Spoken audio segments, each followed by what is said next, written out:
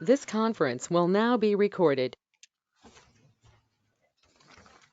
Okay, the time being 4:45, I'd like to call this meeting of November 9th, 2023 to order.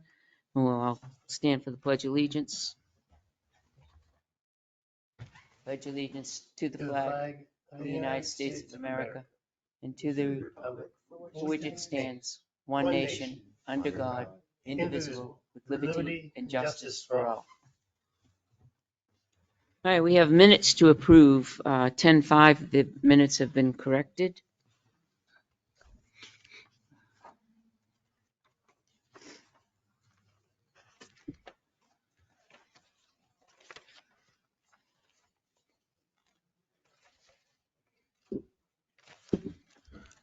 I don't see them differentiated in a different color either. There's blue on page 3. All right, okay.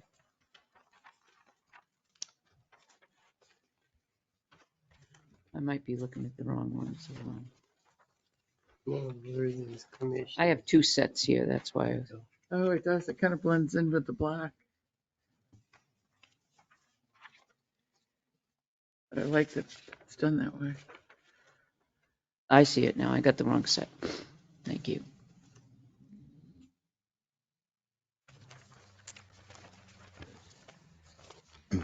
I'll make a motion to accept the minutes of October 5th, 2023 as amended. Second. Motion's been made and seconded. Discussion?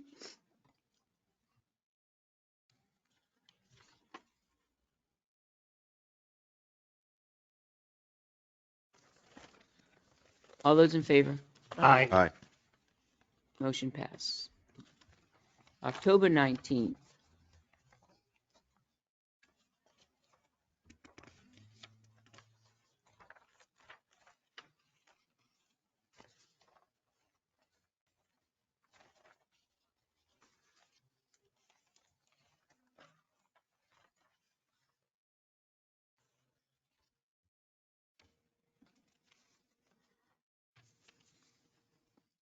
I have to look hard for this one. Okay, second page, second paragraph. Ruggles asked if this could be done. No. And then the next paragraph, The adding of a name, a specific name. instead of Heather, it's Heather Thibodeau. Forrester spoke with Thibodeau. I'll make a motion to accept the minutes of October 19th, 2023 as amended. Second. Motion has been made and seconded. Any discussion? All those in favor? Aye. Aye. Aye. Motion passes. Do you want to go over November 2nd? I've not read them, but anybody else? Has anybody else read them?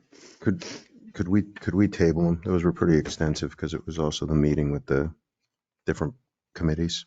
Oh, yeah, that's right. Okay. Uh-huh. Board, do you want to table them? If they could, I didn't see them in the email. If we could email them, I can You do. just finished them today. I Yeah, think that was Oh, the okay. question. Okay. They might Yep. be in there now. Review it for So next if you can ask her to email them to us, Jeannie, that would be great. Can do homework. review for next week. And we'll have them for next week, You want these emailed? November 2nd. Okay. That would be great. And then we can all review them. But, okay, It's next week is budget, but we can at least review minutes. but do you want the November 2nd ones emailed to you? Yeah. Not Please. tonight's meeting. No, I don't. If she has tonight's meetings done by next week, we could, in an email, we could review them before next week. I doubt, if, that's kind of pushing it tight, though. Yeah. Okay, I would like to make a motion to accept donations for the Halloween gala that was downtown, and these were in the form of gifts for our prizes for our businesses. $80 for a Solar Mesa table fire pit from Kim Souls and Pat Constantino. You want me to just go all of them, or do you want me to just do one at a time? Do them all together. Okay, a donation from Jerry Shaley, 4-person round of golf at Lockmere Country Club. 4 tickets to Smitty's Movie Theater from the owner. $25 gift certificate from Diana's Fresh Brew from Joe and Diana Ritchie. 2 tickets to the Pirates Cove Mini Golf. And a $50 gift certificates, a total of $50 gift certificates from the Tilton House of Pizza, and also 2 separate pizza gift cards, free pizza gift cards from the Tilton House of Pizza. That's it. Second. All those in favor? Aye. Aye. Thank you very much for all the donors. businesses.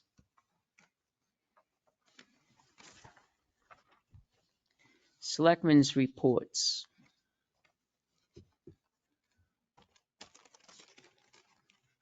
Scott, you're up. I'll keep it brief. Just after going over with the board last week, what the committee for the formula for the school district had done, that proposal has officially been submitted to the school board. So, and that's the end of my report. Wow. Okay. Joe Jessamine. I have no report. Wonder if this is going to be an indication of it. Kind of wonderful, wouldn't You just jinxed us. it? Catherine Dawson.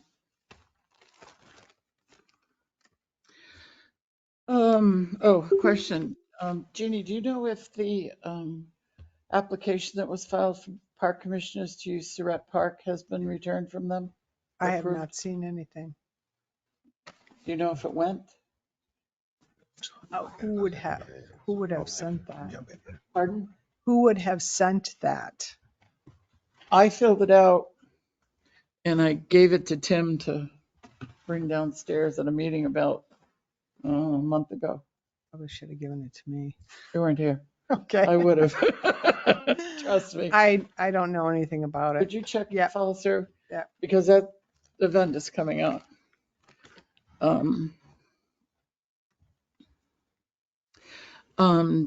Do we have a copy of the selectmen's policy for stipends? It's in the front of your binder on the left-hand side pocket. I have the most recent one and the one prior. So everyone has a copy of it in their packet, in the front right pocket. Everybody find it? Mhm. Okay.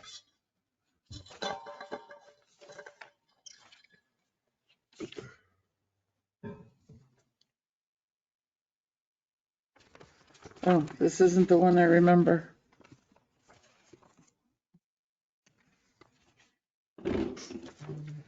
So when we first created this policy, maybe it's a problem, it's the stipends. It's not pay for time served. It's not to cover gas or whatever. It was basically a thank you for serving on the boards because we were having a lot of trouble getting people on boards. This was years ago.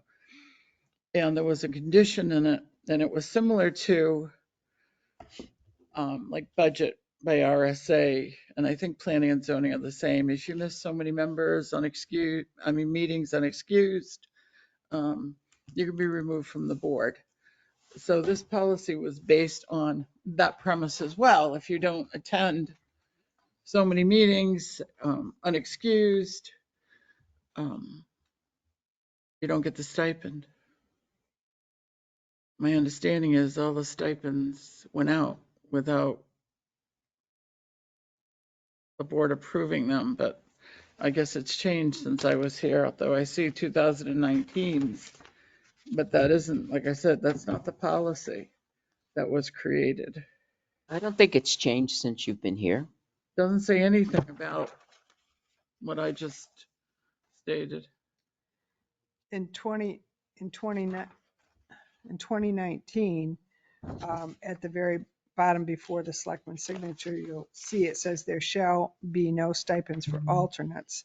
That changed in That November changed. I knew that changed. 21. But I'm talking about if you have somebody that's an official member of the park commission, and out of 12 meetings in the year, actually there's more because we'll start meeting weekly because of the Christmas event. But let's say 12 meetings out of the year, they attend 3 of them.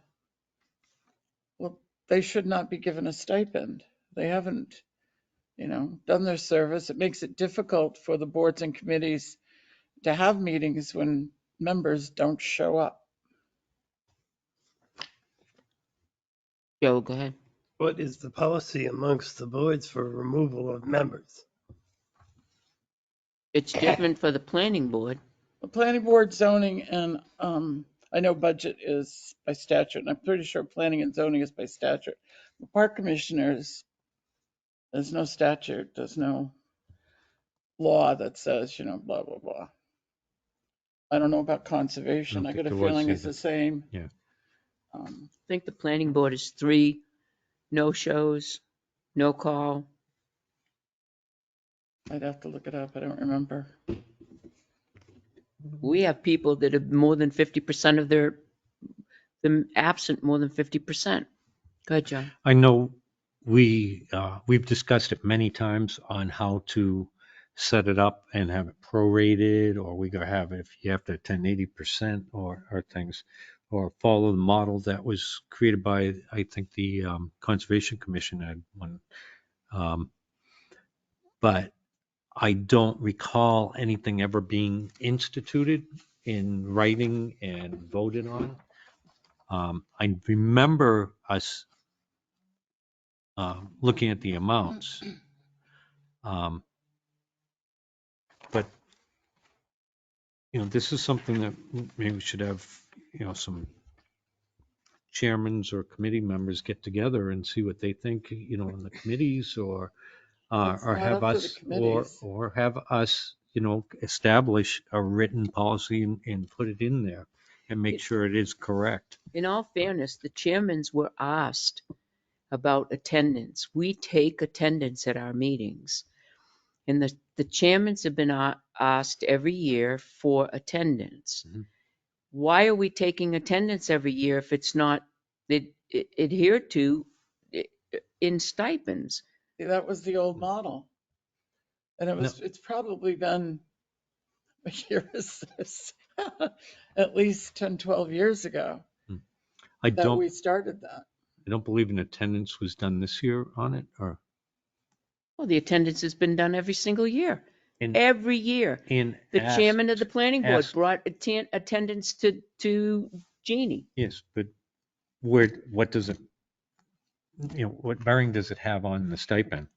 Well, there was That's one all. that was present 2 meetings, came in 5 minutes before the end of the meeting to make a motion to adjourn and left, and then attended 2. Seriously. Yeah. Go ahead, Jeannie. This conversation happened with the board a few years ago, if you recall, and we were advised that, and I think this may have even happened when Catherine was on the board, because I know you disagreed with it, or that's my recollection, that you cannot prorate a stipend because then they become, by definition of Department of Labor, an employee. So it's, And I do disagree with Stipend is that. a And I've stipend. talked to the Department of Labor and explained to him what the stipends were created for. Has nothing to do with time spent. It's not a remuneration, it's a reward for, You just said it yourself, it's not in payback for time spent. it's not, it's a reward for attending meetings. Now it's a reward. Originally, it was a thank you. I Well, it's didn't the sign same either thing. one of these because of that very reason. What's the difference between a reward and thank you? Thank you for attending the meetings, here's your reward. I mean, really? But the IRS, I mean, their definition of an employee they definitely wouldn't qualify.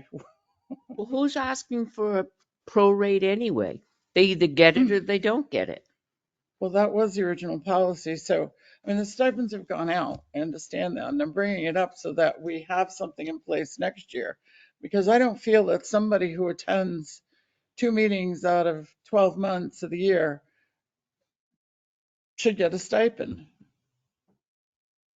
Or even if they attend one, I know the budget committee meets almost every week for now through February, January, February, and if somebody signed up for it and never attended, they'd still get the stipend. That's right. So it's, Why So- keep records if we're not going to follow them? I mean, I don't understand why we keep records. so going forward, we should come up with something, and how do we want to approach that? Well, I believe, as you said, I believe our original, the one we created a decade or so ago, was modeled after the Conservation Commission's. Hmm.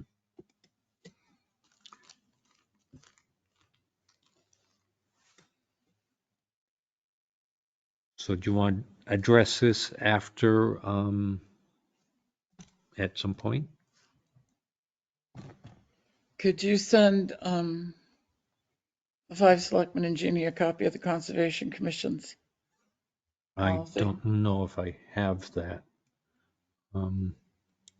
Why don't we come up with one, a policy? Why don't you write one, if you're willing, to Mhm. come up with one, and then we will edit it Okay. starting January. You know what I'll do? I'll look at planning and zoning and budget committee by law, what the law says as far as, so many meetings and you're out.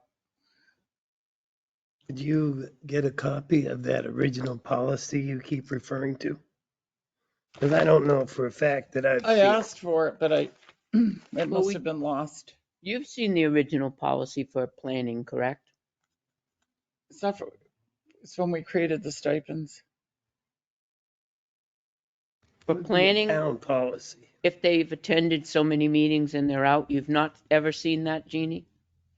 I looked in I the don't- drive I'm and not- didn't I'm see not it saying either. that it doesn't exist. I just don't recall seeing Isn't it. that by RSA? I'm under the I understanding don't that think that's a someone sent it policy. to you recently. I think that's by state law.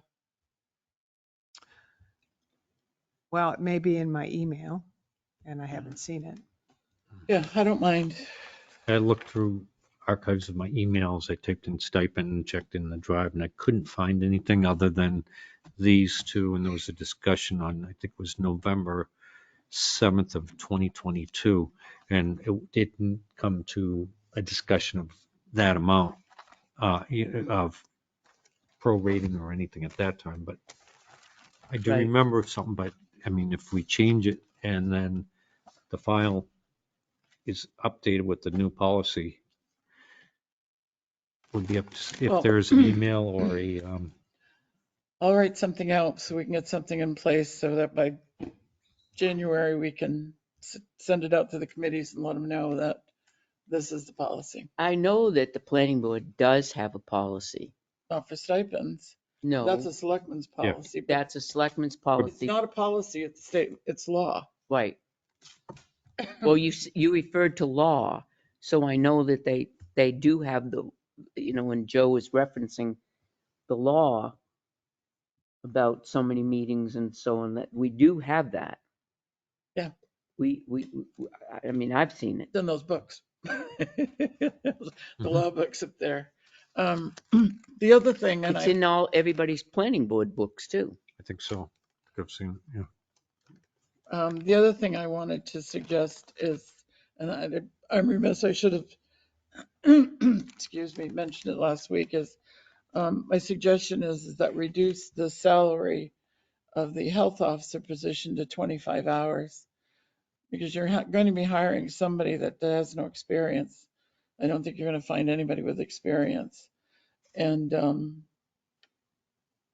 there's a lot for them to learn. When I became a health officer, I didn't receive any pay. And I was blessed with having Joe Plesner as a teacher. And I'll tell you, that man's a good teacher. And he has the patience of Job. But it took a lot of time and it took a lot of classes and a lot of law studying to know what a health officer does. I'm just saying, until they get their feet wet, I mean, they're not even going to be able to do the housing standard inspections without some sort of classes or training. So if we reduce it by, like I said, it's right now, I think it's based on 32 hours. We base it on something like, I don't know, 25 hours. And then go up from there. And then, yeah, go up from there, like a probationary period that, you know, you can't expect somebody to become a health officer and not be paid for it. And that's good for me.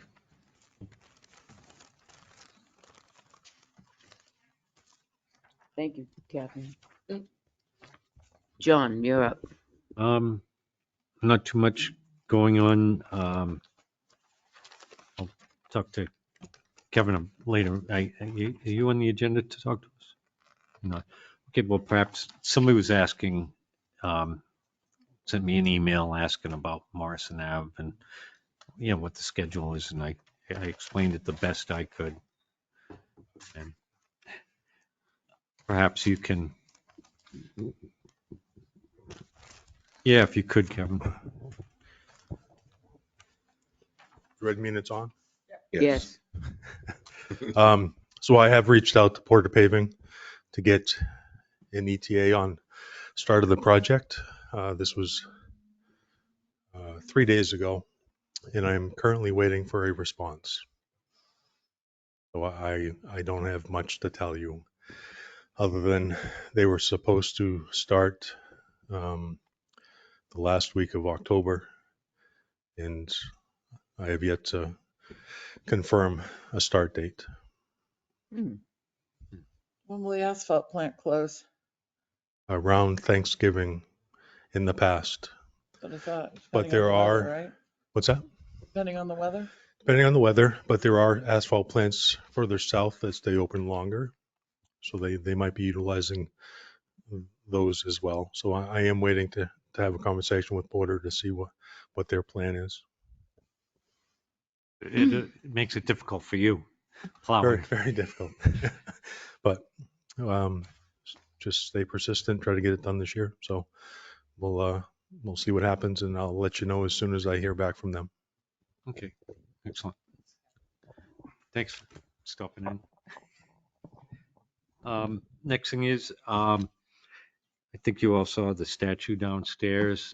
John Sorello and Rob Clarkston, he came in and we moved the statue, and it's very solidly mounted.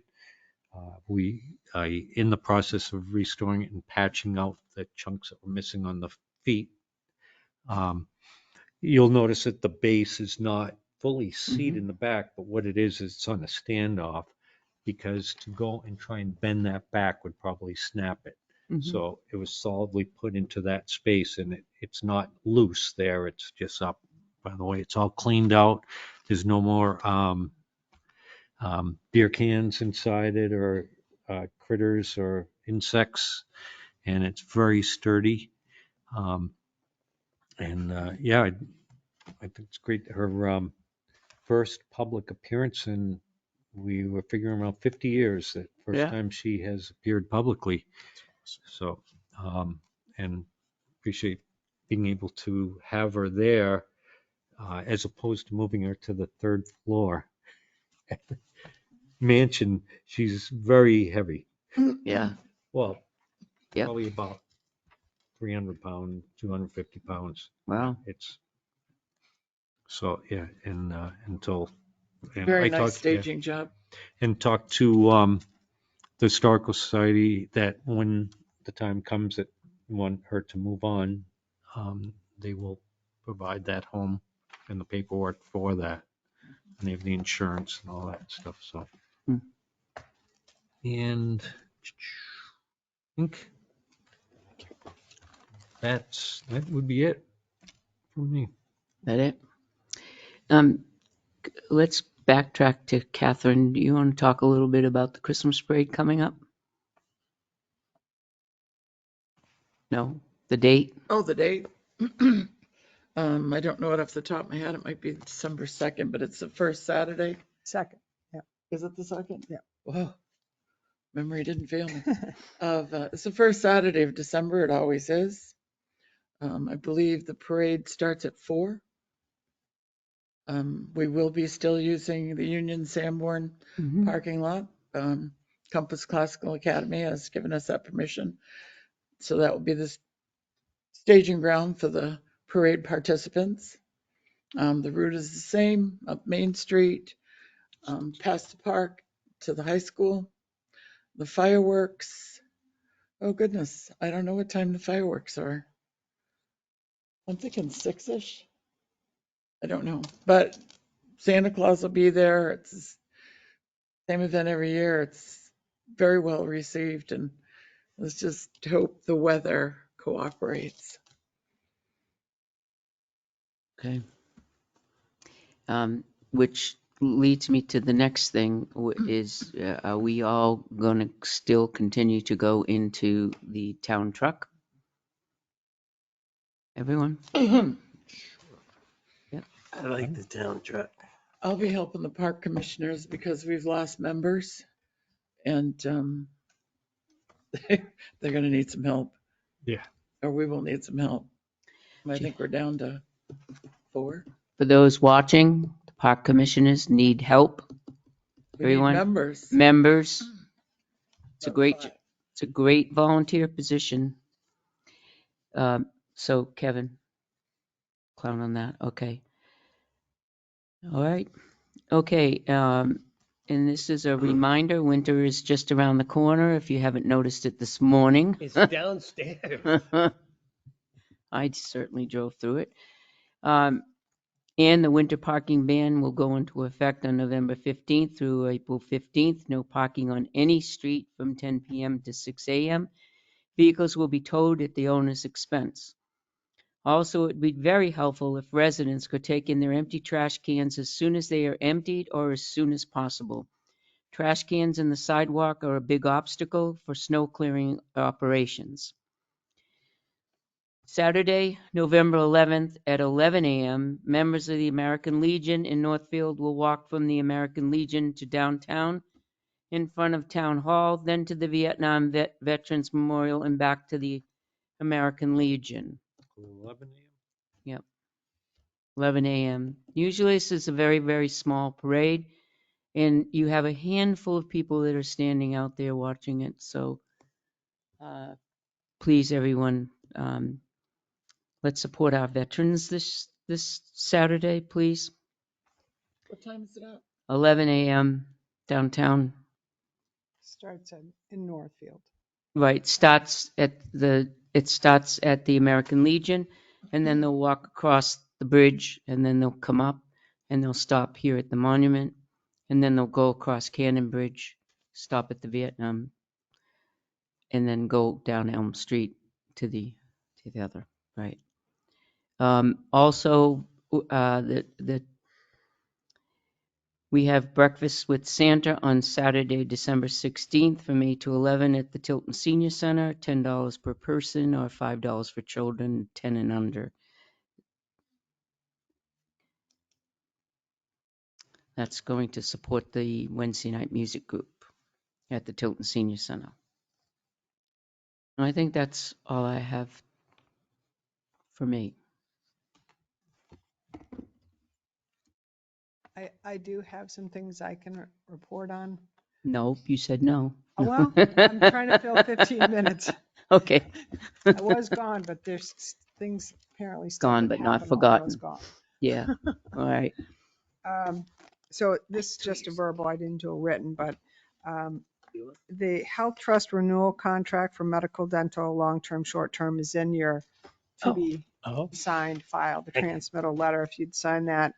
The Avatar contract is also in your signature file. I don't know if you're ready to sign that or not, if you're comfortable after your conversation last week with Lauren, but that's in your file.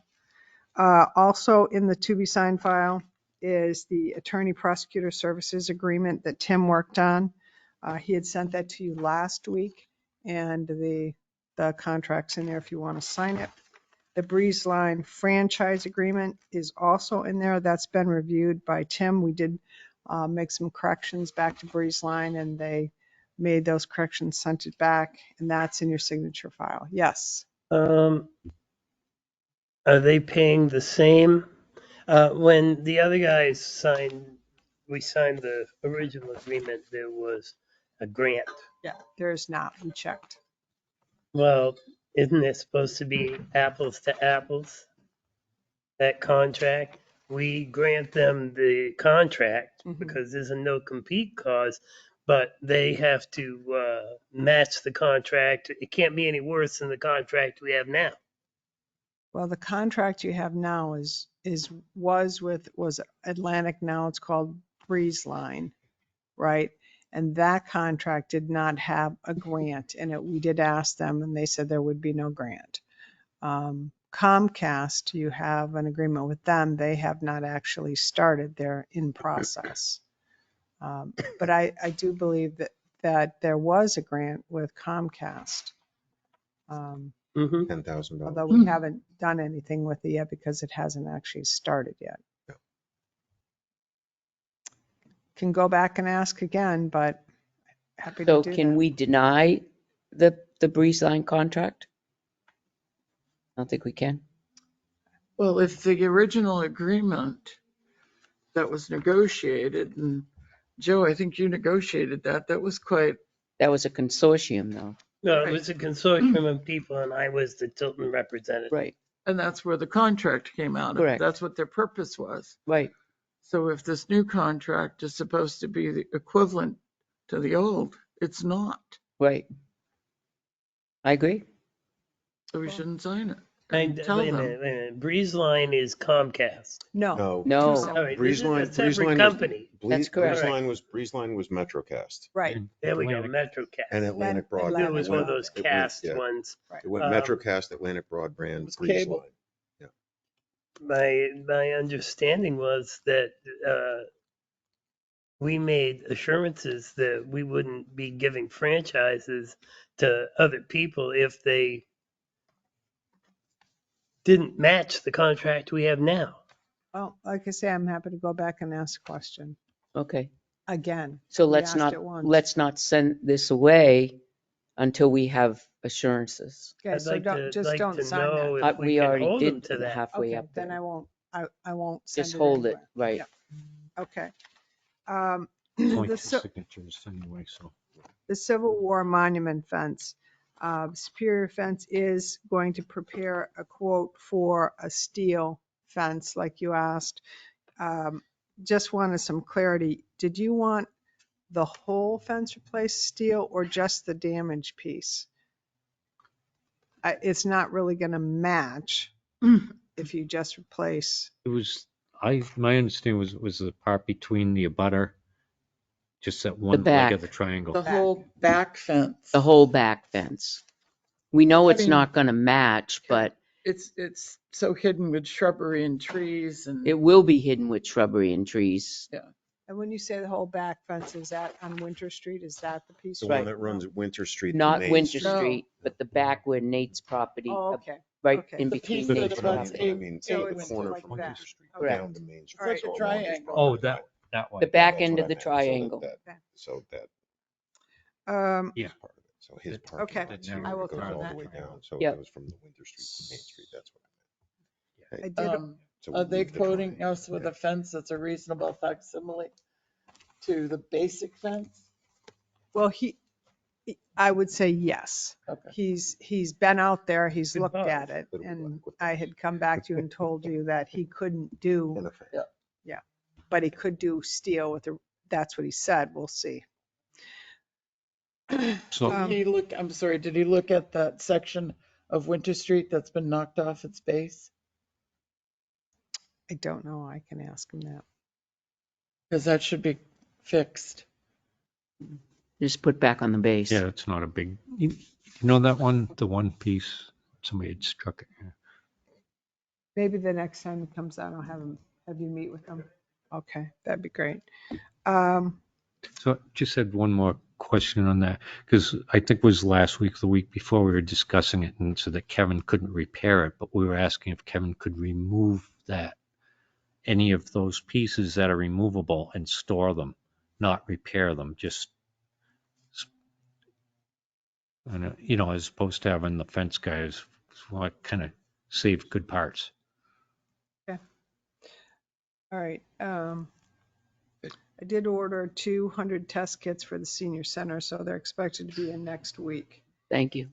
And one thing we were going to talk about last week, but did not, was the parking issue. And we have had businesses, you know, calling, asking what's going to be done about that. So when you want to talk about that, but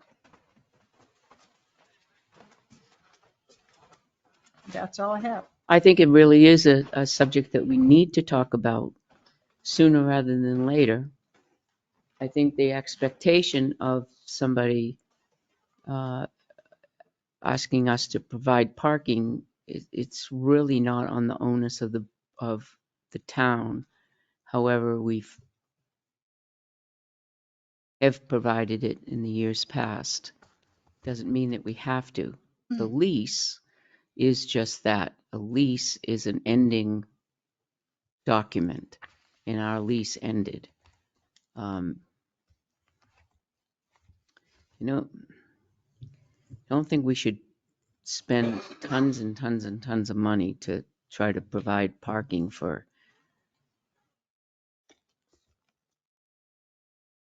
folks.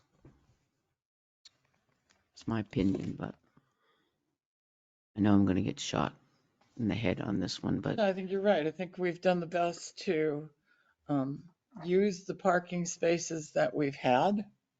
As you said, our lease ended with one section of parking, so we have less, but we have, put times on them, arranged them, and done what we could to utilize them better. mhm, We can't provide more parking spaces because the property owners down there don't have enough. right. So, Go ahead, John. I don't know if there was any discussion if they could possibly contact the property owners and see if they could lease spaces for employees during the day or something and have their own reserved spots. They are, those spaces that we no longer lease are up for lease for a monthly fee of $50. And they can lease them if they want. They just need to get in touch with the owner of those spaces, and It's like, we will be more than happy to give them their number. that would be, so it's about $12 a week. Right, So there are parking spaces. We just don't own any, so right. we can only encourage, but we can't force somebody. Correct. But if they want a dedicated parking space for them and them only, that's the way to go.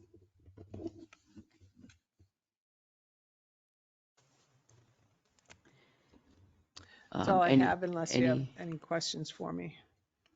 I did have a question and I forgot it now.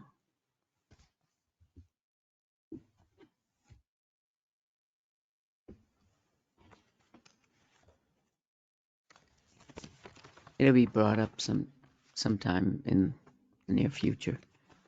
Go ahead, John. There was one other thing, and I forgot to mention to you, Kevin, the vent for that old air intake in the basement.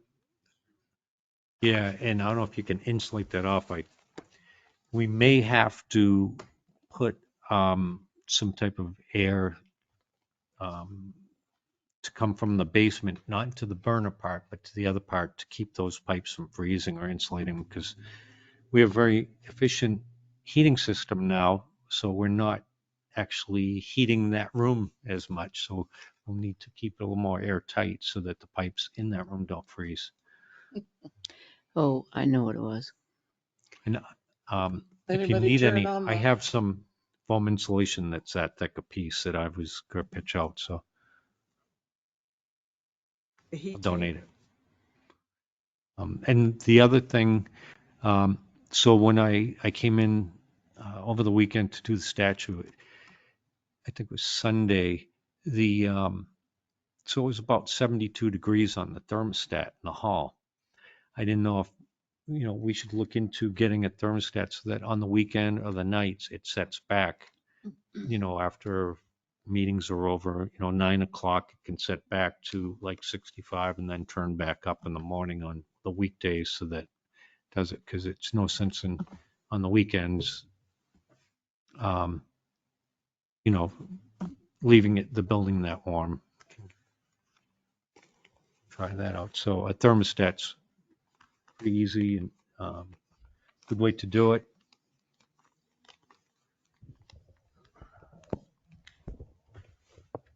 I don't know if Jeannie mentioned it, but I am meeting with Chris Can tomorrow to go over the trench work at the senior center, but we are also meeting here at Town Hall so that he can go through the heat system with me.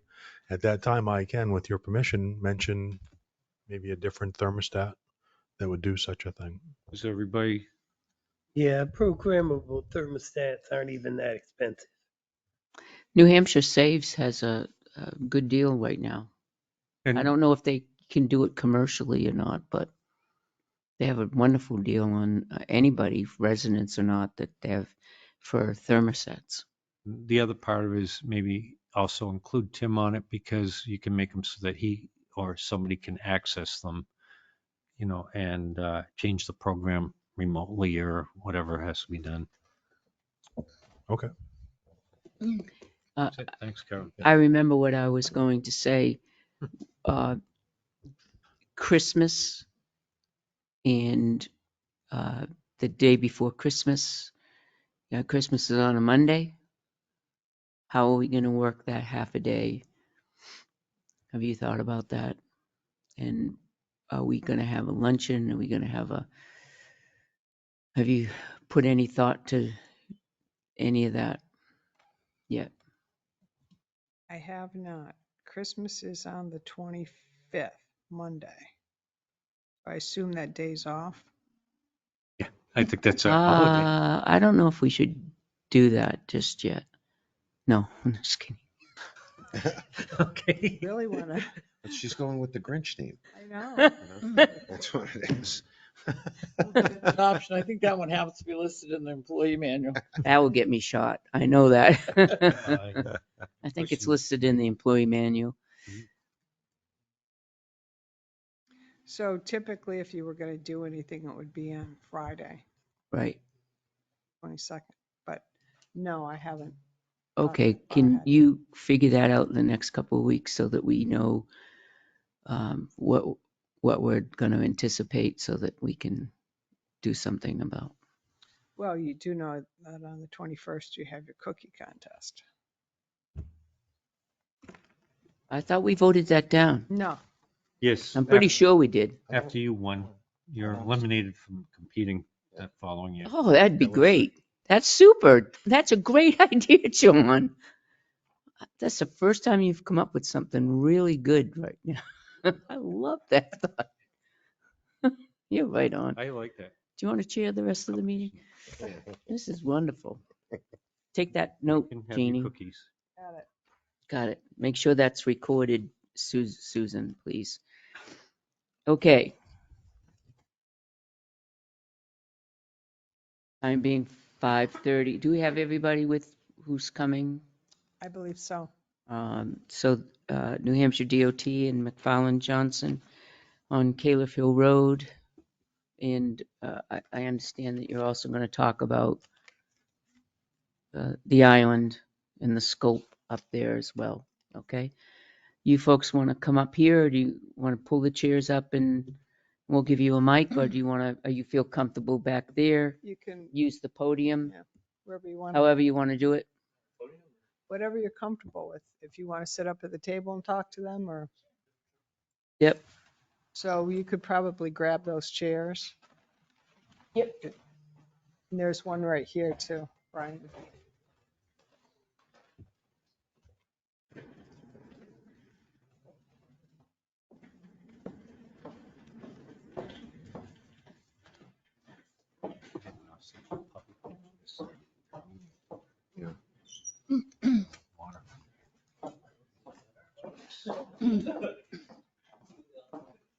Oh, good, we have one, okay. So make sure that we're talking into the mic, so.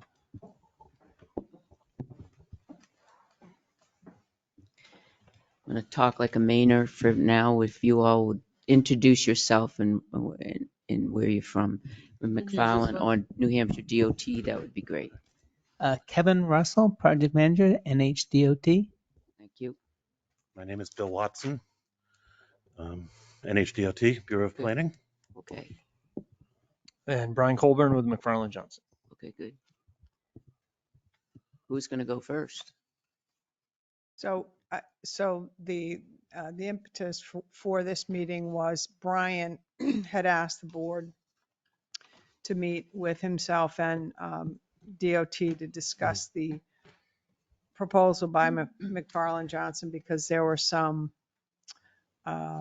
concerns the select board had about the proposal. And I think Brian and Kevin thought it'd be wise to just sit down with the board and talk through those so everybody was on the same page. And then we had a discussion earlier today, which they suggested that since they're here, that they would talk about the 10-year highway plan, and the improvements on Route 3 after you discuss Cave Hill. Okay.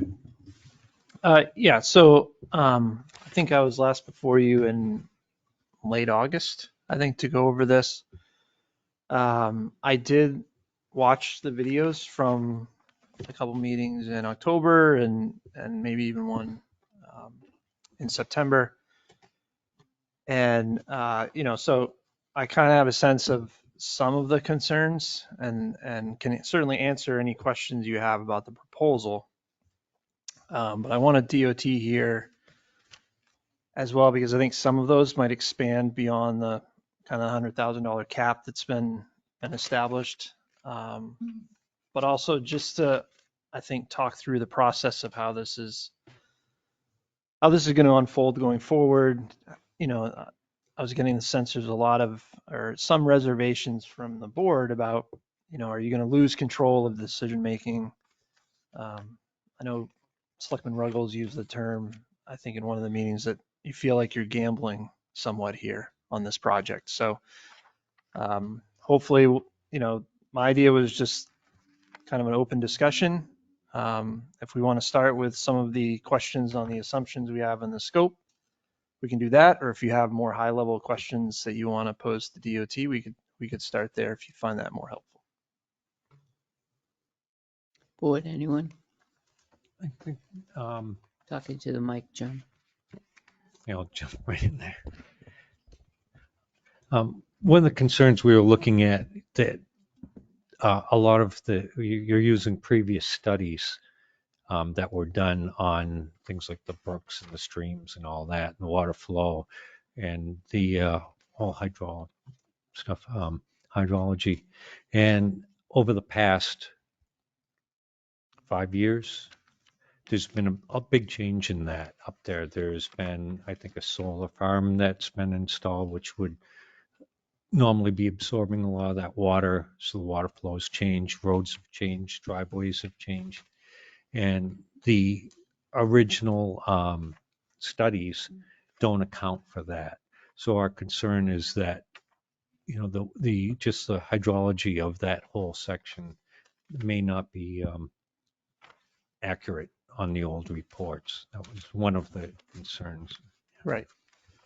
So one of the things to keep our scope within the $100,000 budget that we cut out was the drainage analysis.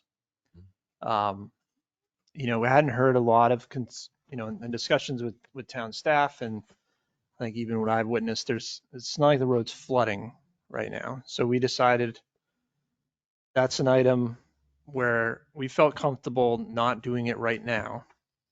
Right. The purpose of this scope is to generate a cost for the project. So we were going to assume that every culvert out there would be replaced as part of the project and would get bigger.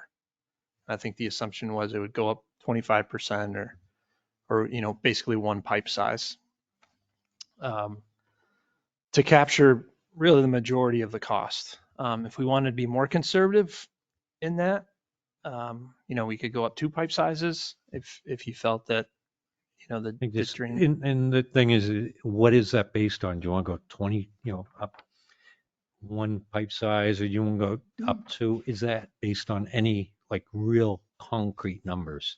Or are we just For this throwing specific some at? project, Because the problem that I see is that we're doing whatever we can do, or whatever we can do, as long as we stay under the 100,000, and we're not doing what we need to do or we're concerned about. We just are concerned staying under the $100,000, and so is the town inheriting something based on we can only spend $100,000 to figure out what's needed? So I think what anybody else John can is answer. also saying that, and he's not saying, is that if you just replace existing culverts and go up 25%, there are areas on Calefield Road that don't have culverts and need drainage. It comes across the road and they have to use loaders in order to take the ice out. Literally use loaders to do that.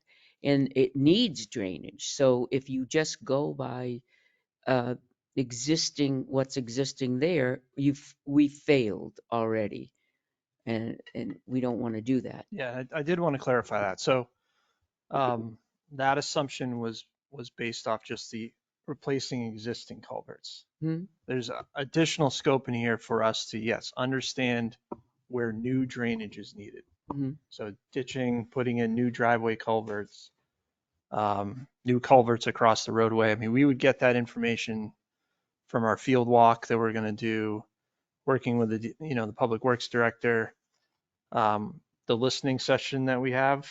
I mean, based on what I heard from the 10-year plan hearing, I think the butters are going to come out and tell us exactly where all the drainage issues are. And so we would know from those discussions and, our reconnaissance that, okay, we need some drainage in these locations.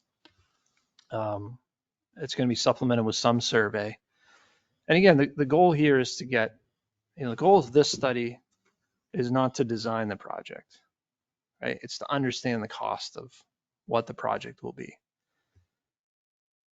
Subsequent to this, like we get a cost, we move forward, we'll do the drain, every culvert will be analyzed and drainage analysis will be done, brand new studies, that will all be happening.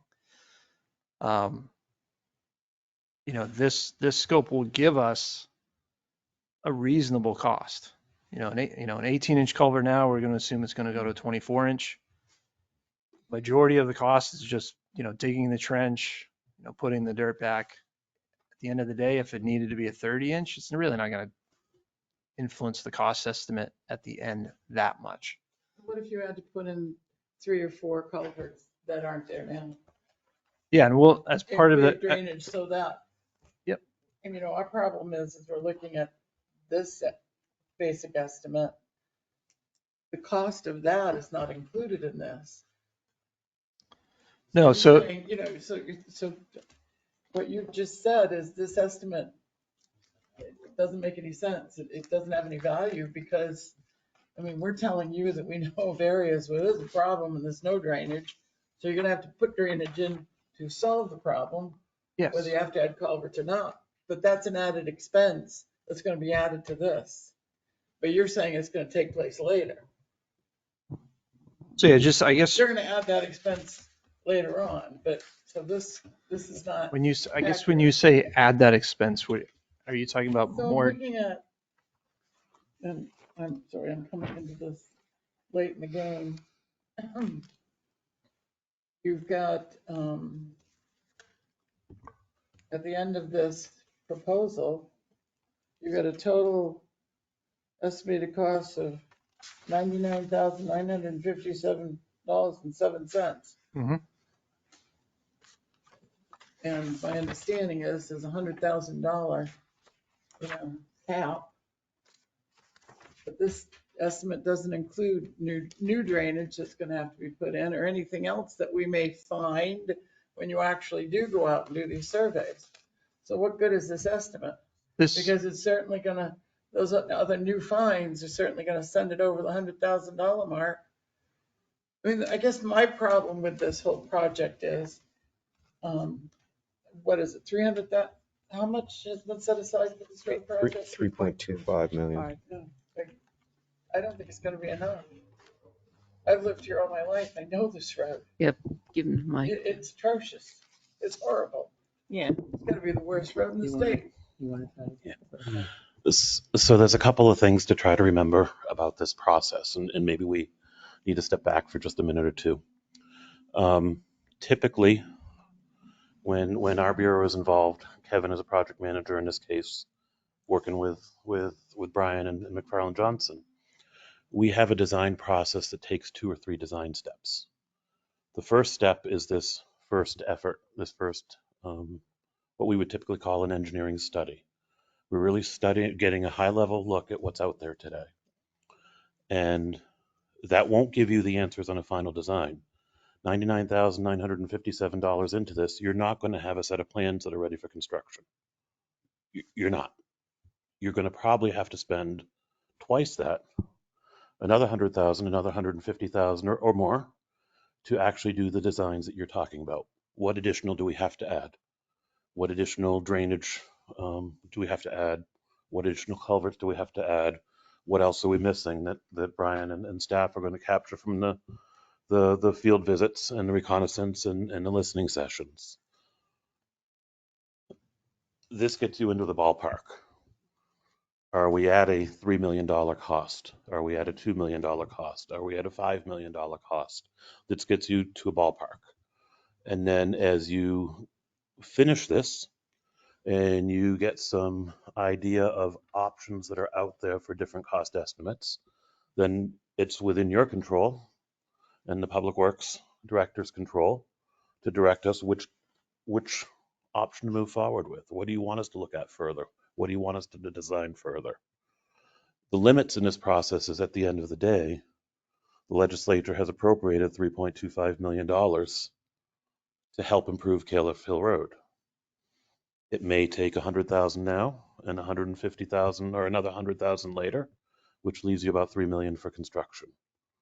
It may take 100,000 now and $500,000 in additional study or design, which would leave you a little bit more or less construction dollars available later. But this scope that's in front of you is simply to start uncovering the highest level, really highest altitude look at what is out there, what needs to be addressed, what are the biggest issues, so that McFarland Johnson can come back and provide to you some options about which way to move forward through the next steps of the design process. If we accept this engineering study for the 99 and it goes above the 100,000, who pays for that excess? If there is additional work that's outside of the scope of what's developed as part of this, let's say I'm saying, no, the cost of so I'm assuming if there's more to design, then McFarland and Johnson is going to charge us more to design. Like you said, this isn't a final design, we're gonna get one, and it's gonna cost more than this. Who's gonna pay for that? So you will receive all the product that's identified in the scope for the $100,000. There will be more work that needs to be done. That will be a separately scoped document similar to this, an additional step in the design process, an additional step in the design contract, and another portion of the $3.25 million from the legislature will go towards paying for that additional work. So we're spending down from that. The town Yes. isn't gonna be liable That's correct. for any out-of-pocket money for this. That's correct. You're spending down that $3.25 million that's been Okay. appropriated. But when does that hook us into you're in. You have to finish this project. There is no hook. You can back out at any time. So the second part of this, when you go in and you say, okay, you've done this here for $99,000 and whatever, and then we go to the second stage, which is maybe a little bit more intense design, but not the final design. That says it's going to take an extra. We can back out at that point and say, hey, we decide not, because that's not what we were told. We were told at some point in time, we take a couple of feet in there, a couple of steps into it, you're done. You have to accept the project or walk away, because otherwise you're on the hook for the $3.25 million. You're in all the way. No backing out. So the Go ahead. project agreement, Bill, somewhat alludes to the $100,000 right now. There's no reason why me being the project manager, working with the DOT, can't send you a letter to clarify that for the next stage. So right now, the next step, like Bill explained. Sorry, can you guys hear me? Yep. So next step is for you guys to take a look at this scope of work for the engineering study that Bill talked about, which to me is typically maybe a third to 2/3 of the work being done. It's a pretty, from what I read through this thing, they're giving you a pretty good estimate. They're giving you an itemized estimate at engineering study. So when Bill was talking about it's not 100% design, right? So you're not going to be able to take this project with this dollars and put it out to bid. We're going to have to draft another one of these. And in this document, what it says, if you read it, it's on the back. McFarland Johnson's going to be creating 5 different options for you guys to take a look at. Each option could cost a different amount of money, right? So one might be $1 million, one might be $5 million. So it'll be up to you guys to kind of navigate that that decision with them, not DOT, right? I'm here. I'll come up and help you navigate that if you'd like, with my experience to help you. I've come up once before, but I can help you navigate. But that's what this document is to look at 5 different options. And correct me if I'm wrong, that's what I read in this document. So it actually talks about actually maybe potentially changing the alignments, the geometry, but all trying to stay within the right of way. I don't know if that kind of explains it a little bit better, what this document's kind of saying Okay. they're doing. Jeannie, you had a question? I was just going to say, so when we met, Kevin, you got 3.25 million that was appropriated for this project, allocated, appropriated. And the conversation that we had with you is because we met with the various firms, and the quote we got was approximately $100,000 to do this design, right? Scott, you were part of that. I was there, yes.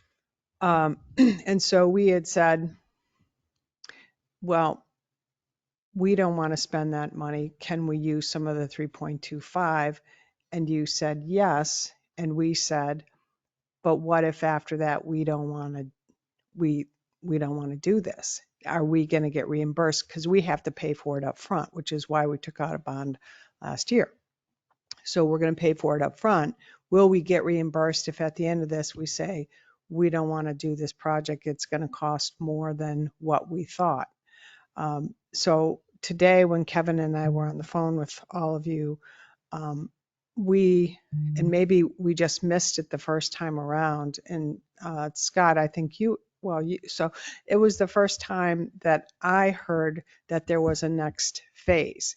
And, excuse me, because I'm new to this, right? But what we heard today was after this, there would be, what did you call it? A preliminary engineering and final design, which Bill, I think you were talking about, could be another $150,000, which would then give you all the information the board members were looking for that they weren't getting in the first phase, which we didn't understand that. Right. And so the question I have is, for that next phase of 150, that's coming out of the 3.25, if we if after this we say, okay, let's go to preliminary engineering and final design, and we spend that money and it comes back and we say, let's say the project's going to cost $6 million. Well, we've only got, let's say, 2 million left that was appropriated. So we're going to have to come up with 4 million. Can the town at that time say, nope, we are not prepared to spend an additional 4 million? Yes, Okay. and we can clarify that. It'd still be reimbursed for all the engineering. It'd still be reimbursed for all the work that was completed. 300,000 or 100,000. Yes. Oh, that's different. That is different. And I'll make that, Because we can't make a decision on this information. We don't expect you Forward to. that project. We don't expect you to. It's not, that wouldn't be reasonable. Because we had understood that once we got that information back, if it was under whatever we had left, under the 3.2 million, that we had to move forward. No, at any point. And so some of this comes with the fact that these are state funds. Mhm. If we were talking about a project in the federal program, Right. we'd be talking a little bit different story. We have a lot more flexibility where these are state funds. And at any point in time that you feel it's not appropriate to move forward, it's up to all of you to pull the plug. And we will pay for the work that was completed. And that will be that.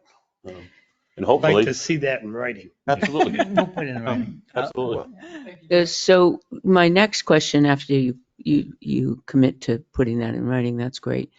What are the chances, let's say we've used already a couple $100,000 and it's a $3.5 million and the project ends up coming in at $4.5 million. What are the chances the state will say, okay, we're going to give you the $4.5 million? So that's, yeah, You can't make any we promises. can't predict that answer. He Yeah, I can't know Yeah. that. promise Yeah. anything. These aren't DOT funds.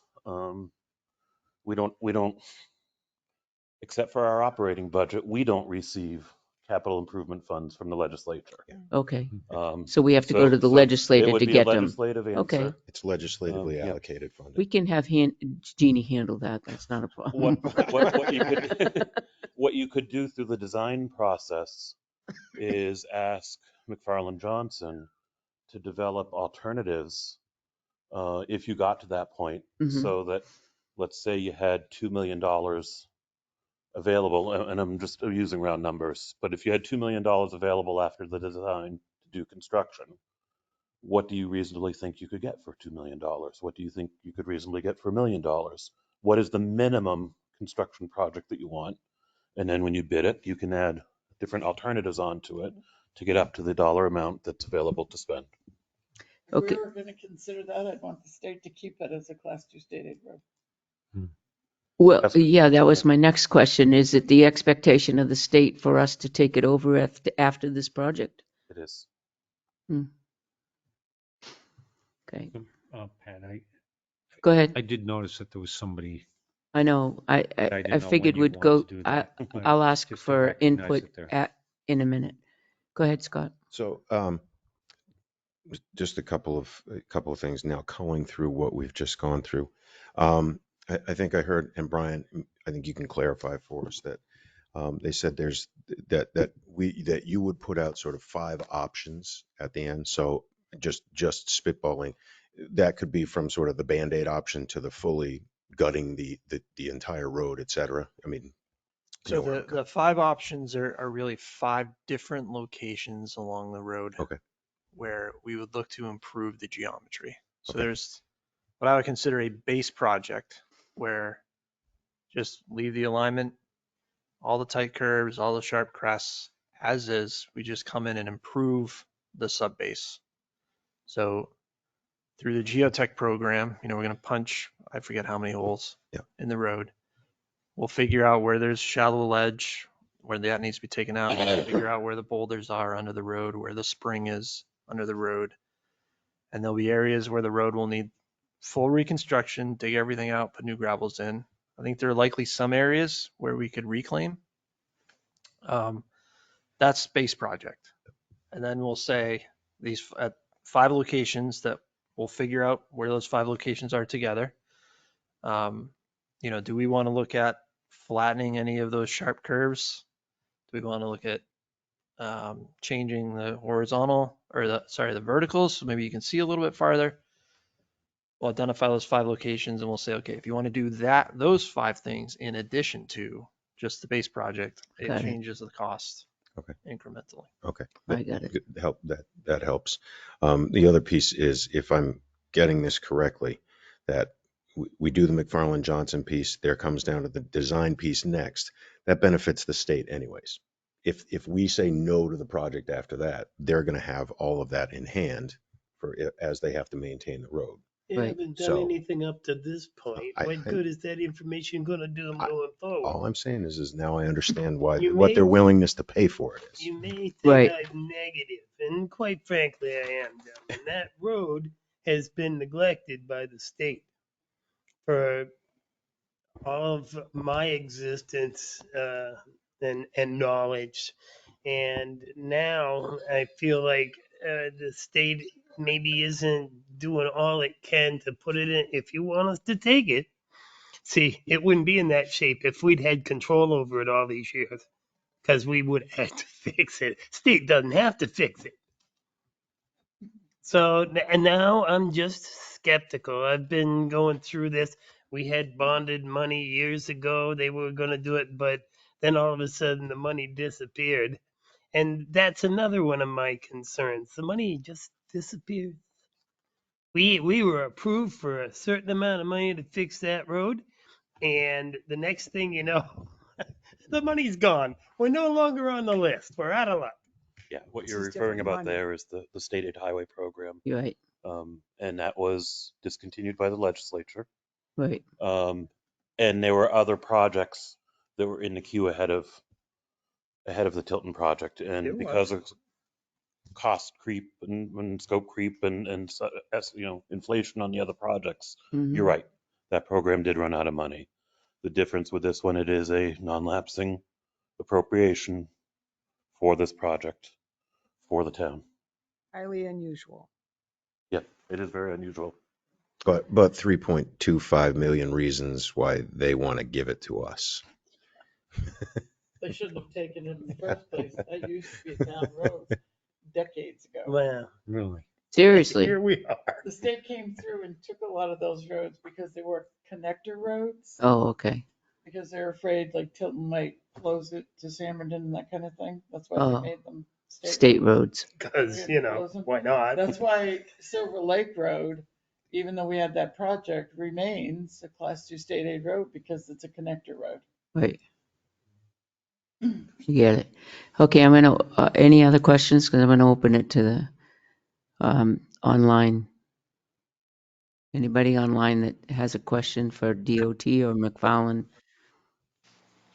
Yes, can you hear me? We can. Yeah, Chuck Mitchell, I'm a resident on Caleb Hill Road. In a way, this kind of feels like a shell game. I think we've all seen that played out before. Since the $100,000 worth of this work on 99,000, it's amazing how you come up with 7 cents at the end. But it's amazing if this amount of work put into that contract, which hasn't been signed yet, to the best of my knowledge, has not already been done. Can we find another company that's willing to go out and produce the kind of information that we want and need in order to get that done without having to spend an additional $150,000? Can you answer that? I think what they're saying, Chuck, is that it's a 3-tier system. But Yeah, if what I understand, each step of the design is building on what you've done previously. So the first $100,000 is, again, to get a general scope. right? And then you do have to build upon that to get those additional details, to flesh out those additional areas, to do to create the design plans that allow you ultimately to bid for construction. Okay, and then to answer your other question, to bid different engineers, other engineer companies to bid. Am I understanding that correctly, Chuck? Well, my concern is that the response earlier had been that that the $100,000 was virtually being all sucked up by what you had proposed already, but without doing all the drainage studies that would be necessary. And that if you really wanted all the final drainage studies done, that was going to cost you more money. And so I'm saying, is there a company out there that can actually produce the full report that we're going to need, including the drainage studies? That solar farm, which is going to be done on 100 acres of land, hasn't even started yet. And once they get going on that project, and they're going to be hauling big trucks in and out, doing all that kind of stuff off of Caleb Hill Road, which is going to be on the west side, once that gets going, and there's going to be additional drainage coming out, I can't imagine the complexity of all that without having some serious drainage studies done on the road. Gotcha. Can anyone answer that? I'll attempt it on your line. So I think the answer is that the the work does need to be done overall. You know, whether it's one firm or you bid it to someone else, but you still have to start with a conceptual. You still have to start with a conceptual approach. Doesn't take $100,000. That our experience is that engineering costs, if you're looking at a total construction project, engineering costs are running 15 to 20% of the total project costs to get a full design completed. That is true.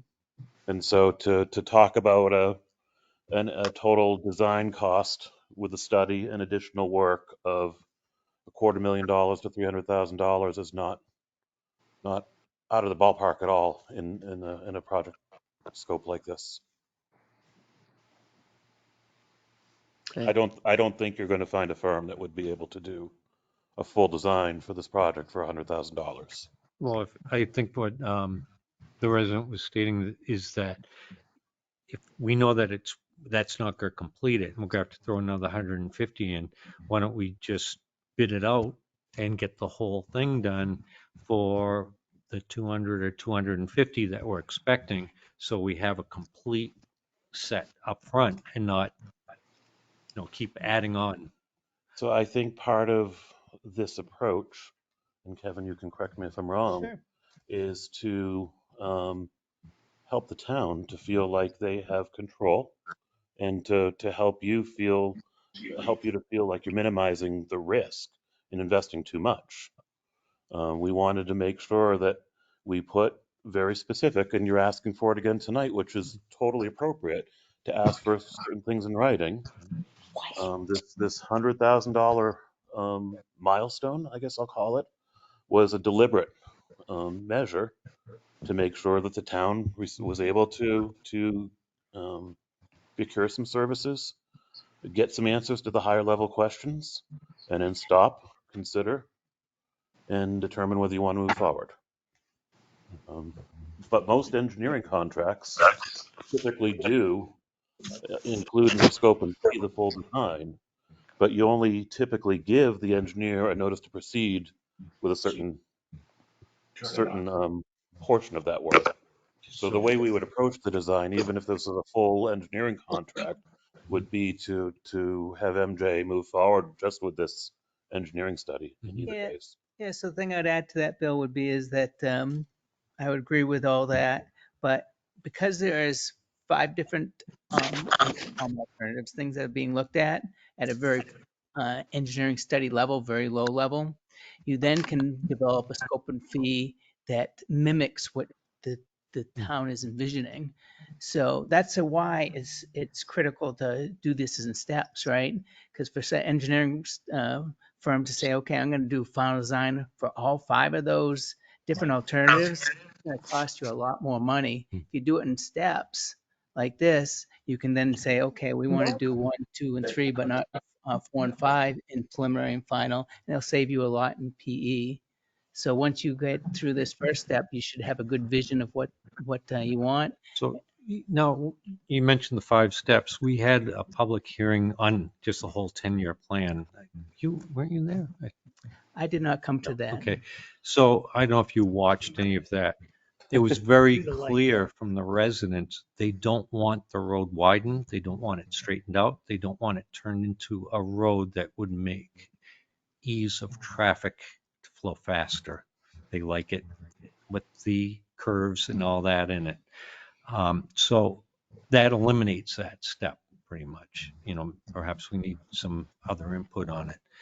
So what the residents stated, that they want a road that 20 years from now, we're not going to be going and saying it's flooding out, that the base is good. And we're not going to have to sink another 1.2 million to fix some things that got missed. We want to have a good, strong, long-lasting road and not, turn into a faster moving road. So maybe, and this is the first time I'm reading this, so I apologize up front. So maybe you don't need McFarland Johnson to study five different five different alternatives for alignments and stuff, because you want it to have the same character or something like that, and you can work that out still.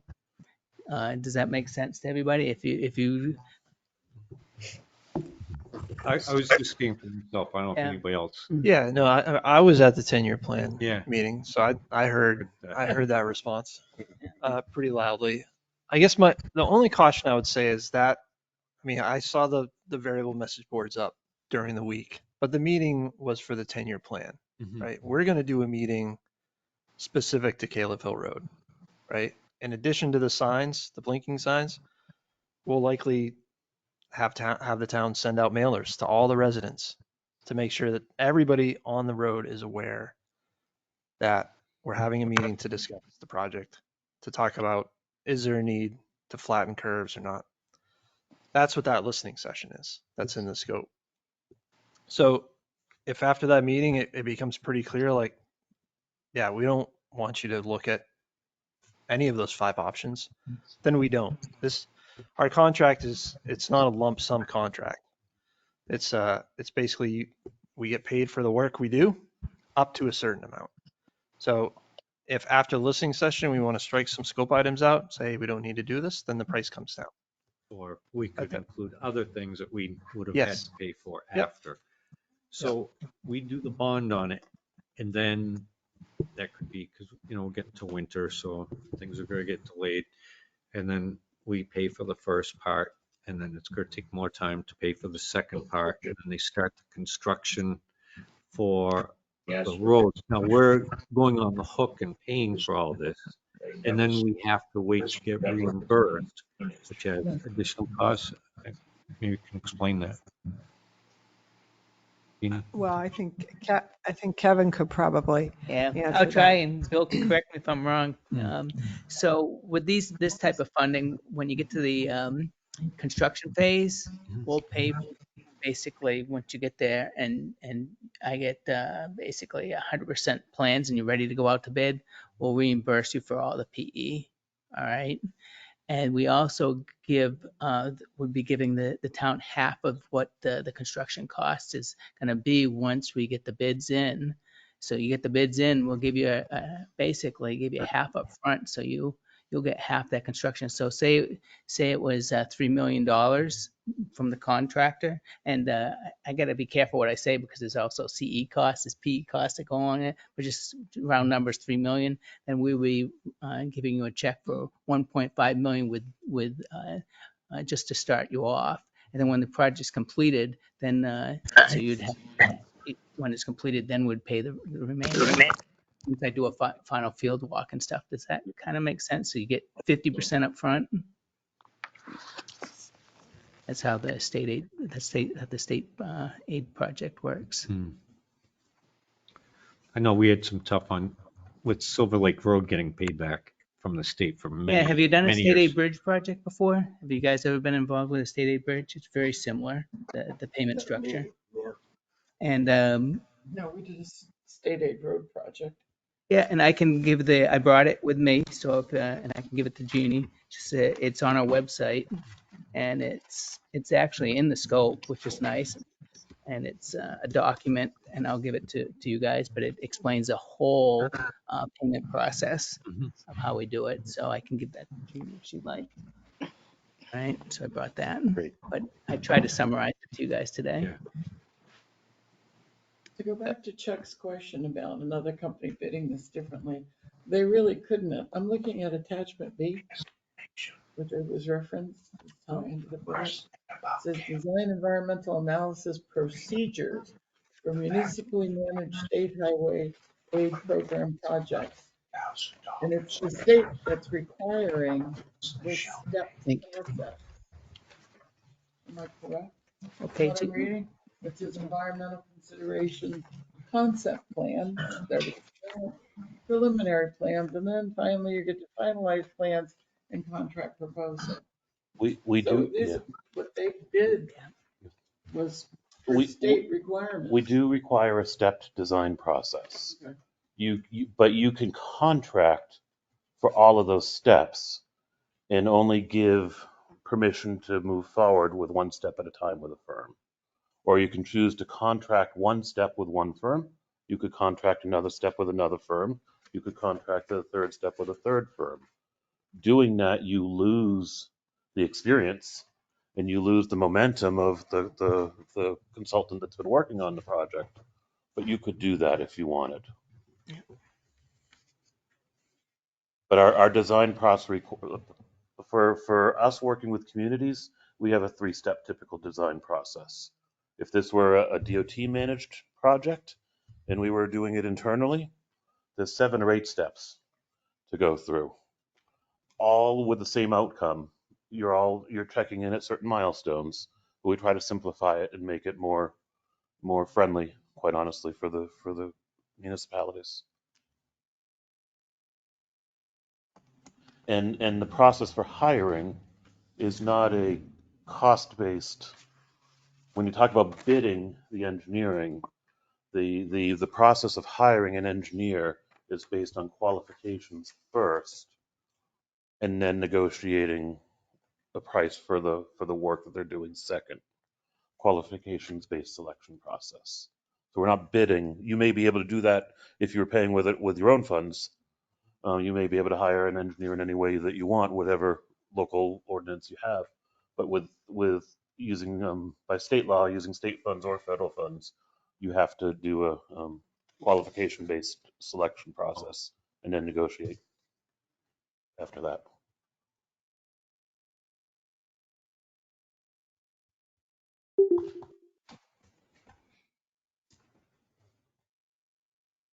Anybody else? Okay. Thank you. Yeah, thanks. Oh, yeah. Appreciate Thank it. you very much. Clarification, a lot of Yeah, clarification. a lot of Very clarification. helpful. While we have DOT here, Yeah. if you want more done now, part of the engineering study this first phase. Now we should make sure we're clear on that, because that would,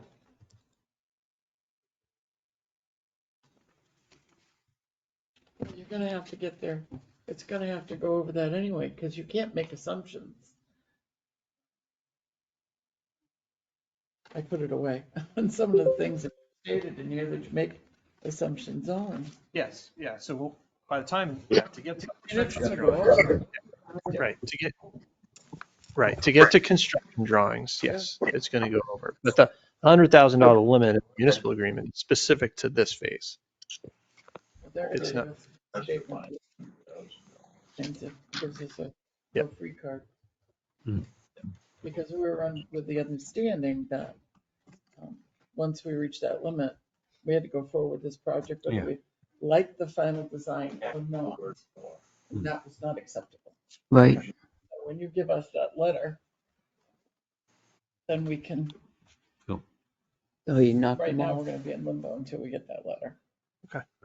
so, I should say in a holding pattern. all right, so no changes requested to this, at least at this time. No, not at this time. Okay. Well, I'm board on that. Kathy Mitchell, Go ahead, Kathy. That's my email, yeah. everything I've heard tonight has been about minimum alternatives reasonable, the least amount, and nothing I've heard has been about how do we do this the best way we can. If somebody were to tell me that they give me an estimate, I expect that estimate to include everything. I don't expect to hear after the fact, oh yeah, we have 5 other plans that you have to jump through those hoops. I'm sorry. You start with an estimate and you say, this is what it's going to cost. And it should include drainage, because anyone with half a brain knows that drainage is a big part of the problem on Caleb Hill. And I just am appalled. Chuck used the word shell game. I feel like I'm at a really bad carny and they're trying to cheat me out of everything and they're not doing their job. And I think the town of Tilton is being treated as if we're nitwits and we don't know anything, so we'll slide this by them.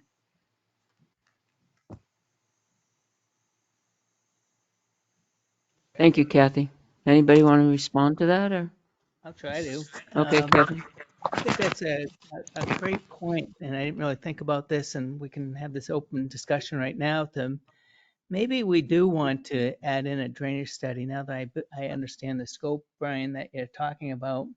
I don't know if a drainage study would really affect any of the alternatives. And if it didn't, then we could add the drainage study to this, increase the project agreement to a larger amount, and you'd get that all in writing from me. Is that something that you guys would be in favor of? I would be more in favor of that than I am of what we got going on. I think she brings up a great point, Brian. I don't, and you tell me if I'm wrong, but based on what I heard from you tonight, I think that's doable. We could add that to the scope. Yes, we could add that to the scope. So maybe if everybody's in agreement, we ask Brian to go back to and add that to the scope, and I can help review it, and then we can come back again. I guess for me, when I hear you say alternatives, it is annoying to me. Because for me, there's no alternatives involved in this project. We have this road that's in deplorable condition. And you want us to take it back as a town road, which means we'll be fixing it on our own dime from here on out, our taxpayers' dimes. So the only alternative I've got is a design, an engineering study that shows me how to make the best possible road, dealing with drainage, the boulders or whatever are under the road that push it up, whatever. That's the only exception. The alternatives, there aren't any. There's no Band-Aids to be taken on this road, none whatsoever. We need to. Proper soil types, and base and all Exactly. that. I mean, you're talking about a footpath that turned into a road. No one designed this as a road. So what would it take to do the whole package and then bring back the whole package idea? How much would that take? 200,000? I guess I don't understand. I'm trying to understand what the whole package is. So the geotech firm we have proposed on this will be giving us all that advice that you just asked for, where we need to take out the boulders, where we need to reduce ledge. That's in that base construction and improvement is in every alternative. In discussions with staff, there seemed to be a desire to look at, there might be a few locations where we want to improve the road beyond just rebuilding it in place as it is.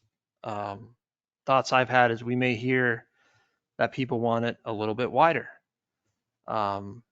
We could hear at the listening session that, yeah, somebody's driveway is near a crest curve and they can't see, and are there ways to improve that? So that's what the alternatives are there to design, or to make it even better than just making it a 20-year road. Like, Why don't we make it a 50-year road? those don't exist.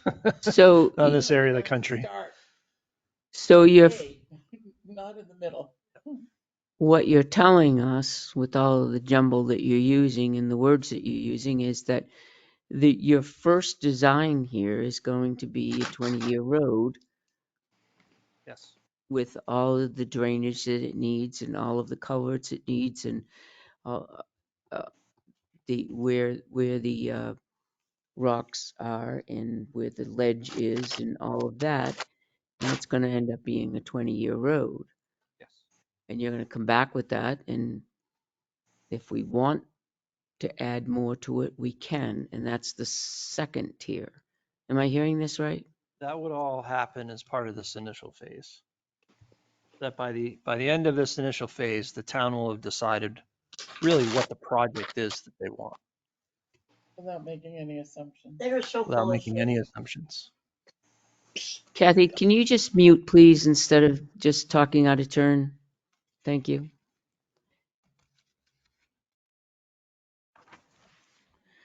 So yes, at the end of this phase, you will be given the information of to rebuild the road in place to a 20-year life expectancy. It's going to cost X. And then if you want to do a couple other improvements to the alignment or the profile, it would cost an additional amount of money. All right. But that base does include all of the drainage improvements, the ditching and the culverts that would solve the ice on the road and through the winter and the issues we know that exist. So I was looking at one section where it says JTC proposes to perform subsurface exploration consisting of 2 days of soil borings and rock probes along the designated section of Cave Hill Road. And those would be every 300 to 500 feet. Do you think 2 days is sufficient on that road? Of the borings and going every 500 feet? Yes, I do. Because they're not going all that deep. I mean, you only have to go down I forget what they said, whether it's 6 or 10 feet. 6 to 8 feet 6 to 8 feet. below So grade. they can do those in pretty good succession. The advantage we have here is there was the overlay done a few years ago. So we're based on cracking that's occurred since then, we're going to know where the trouble spots are and where the spots are that are likely performing pretty well. So with town staff, we're going to lay out where we want the holes and tell them where we want drilled. I'm expecting to increase the density a bit in those trouble spots to make sure we get the limits of them really well defined. And then the areas that are performing pretty well, probably that's where the longer, the 500 to 600 foot spacing might be. But in the trouble spots, tighten it up a little bit.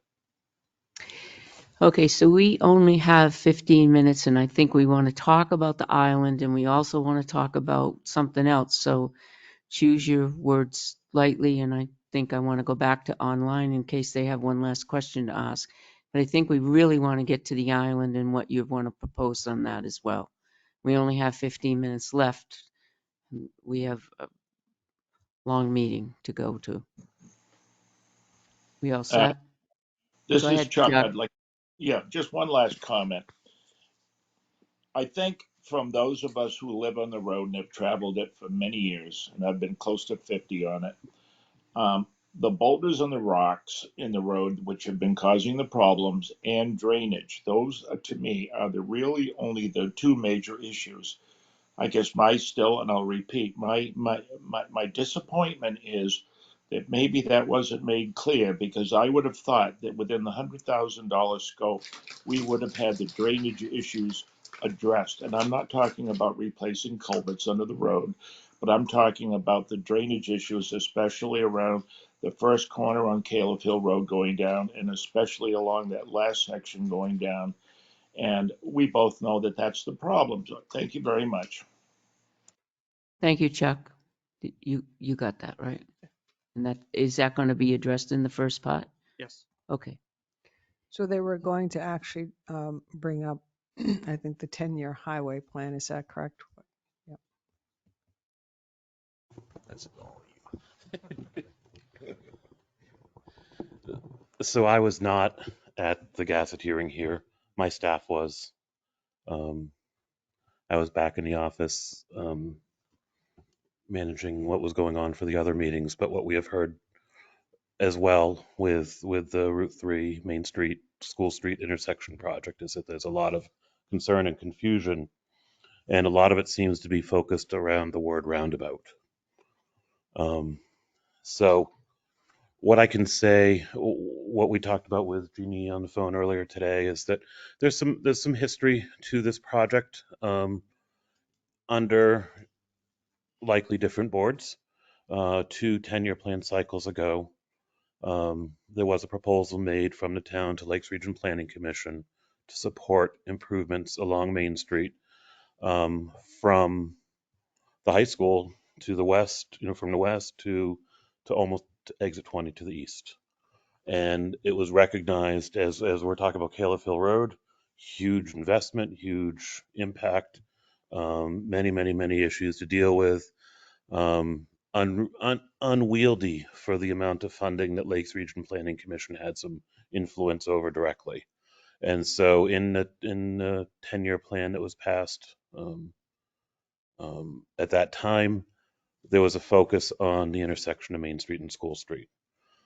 The way it was proposed, or the way it was received, probably by Lakes Region Planning Commission staff, is that the roundabout was the ideal solution.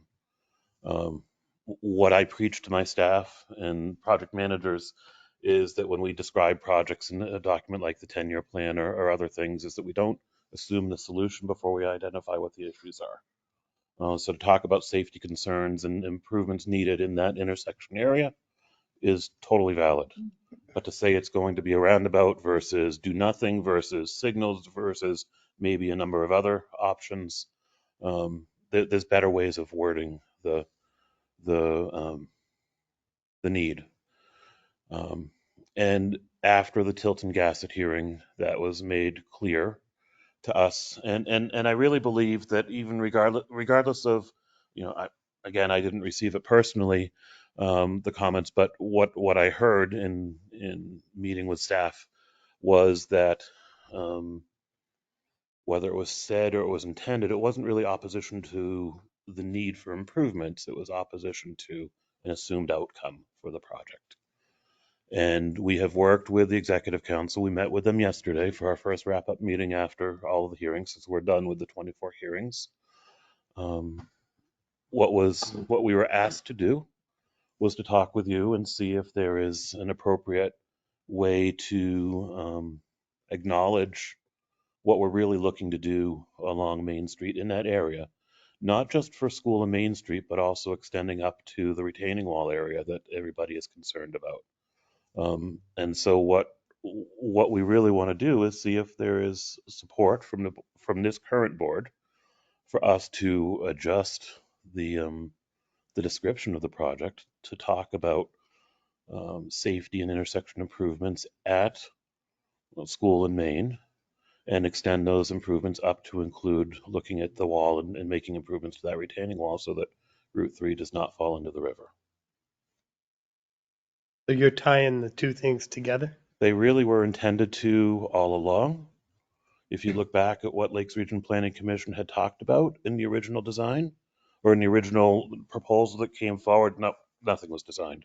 In the original proposal that they were looking at, and when I mentioned they broke the area from the high school to exit 20 into 3 sections, and this section would have included that retaining wall to begin with. But their direction to us, or the way that they passed the documentation along to us, led us to believe that it was just the intersection at the time. But we've gone back and we've clarified that. But So the way yes, they've passed the information to us, it was just the guardrail, the corner. and so what we've gone back and looked at that, and Jeannie was on the call with the assistant commissioner and Kevin and I this morning, and that's exactly what we talked about, was that it was appropriate to look at a project that addressed issues at the intersection. We as a board, and I think a lot of us were on the same board, met with Commissioner Irish name. I can never remember Sheehan. Irish name, sorry. But she stood out there Yes. and walked it. And wanted a roundabout about 6 years ago. And it was discouraged back then because of the tractor trailers that come up and the school buses and the FedEx trucks with trailers that come down and around here. So at the time when were out there, a tractor trailer did come about, and I said, well, why don't you stand out, measure it to where you want the roundabout to stand? Just stand there and see how that would figure in, and they couldn't make the move. So we thought, she had communicated with us that she understood our dilemma. Me, it makes sense for safety purposes, but it doesn't make sense for safety purposes when you have large trucks not being able to make the turns, particularly when you come in and want to make the turn up here. It doesn't make sense for people that are blind spot here on the sidewalk wanting to go over to the next sidewalk. It doesn't make sense for that. And it doesn't make sense for people getting out of their vehicles here for a vehicle to come this way up if there's a roundabout there and coming up. So we discussed all of that back then. And I think that's where I was taken aback when they said, oh, this is what we wanted with the 10-year plan. And I've been on the board for 15 years, and I don't ever remember saying anything in an approval for a 10-year plan to have something in a roundabout. It just, if I remember correctly, the board was not in a negative of it, but would like to see something solid, a plan that's going to come forward before us and say, is this going to work or is this not going to work? Because what was coming in front of us was maybe this is what we'd like to do, and whatever came before us was a verbal communication. There was no plans, and just say, this is it. No, thank you. Somebody came up with a roundabout without even looking at the intersection. Correct. That's exactly what happened. Go ahead, Scott. So when I was at the Gasset and attended and asked a few questions, I think one of the things that I was taken aback by was when I asked the question, how do you deem an intersection dangerous? And no one had the numbers. Mm-mm. So I guess I'll pose the question: is it on empirical evidence? Is it just subjective, et cetera? Because the numbers that I got from our PD is that in the last 39 months there have only been 11 accidents out here, none of which caused bodily injury. So there was no ability to give a definitive reason why it would be deemed a dangerous intersection. Now, I moved here 24 years ago. It's a funky intersection. I mean, it is, I live on school, so I negotiate it almost daily at times. That's easy for me. I think when you see, very honestly, usually the people from out of state who've never negotiated it before, that they're not seeing it. And as I was looking at it, I wonder if it would be simple solutions like signage, larger signage, the painting of arrows on the intersection, which, becomes a pain in the neck because you're going to have to redo it every year because of the plowing, et cetera. But just to me, the visuals would help start make it a little bit safer. But again, the question becomes is what would deem it an unsafe intersection?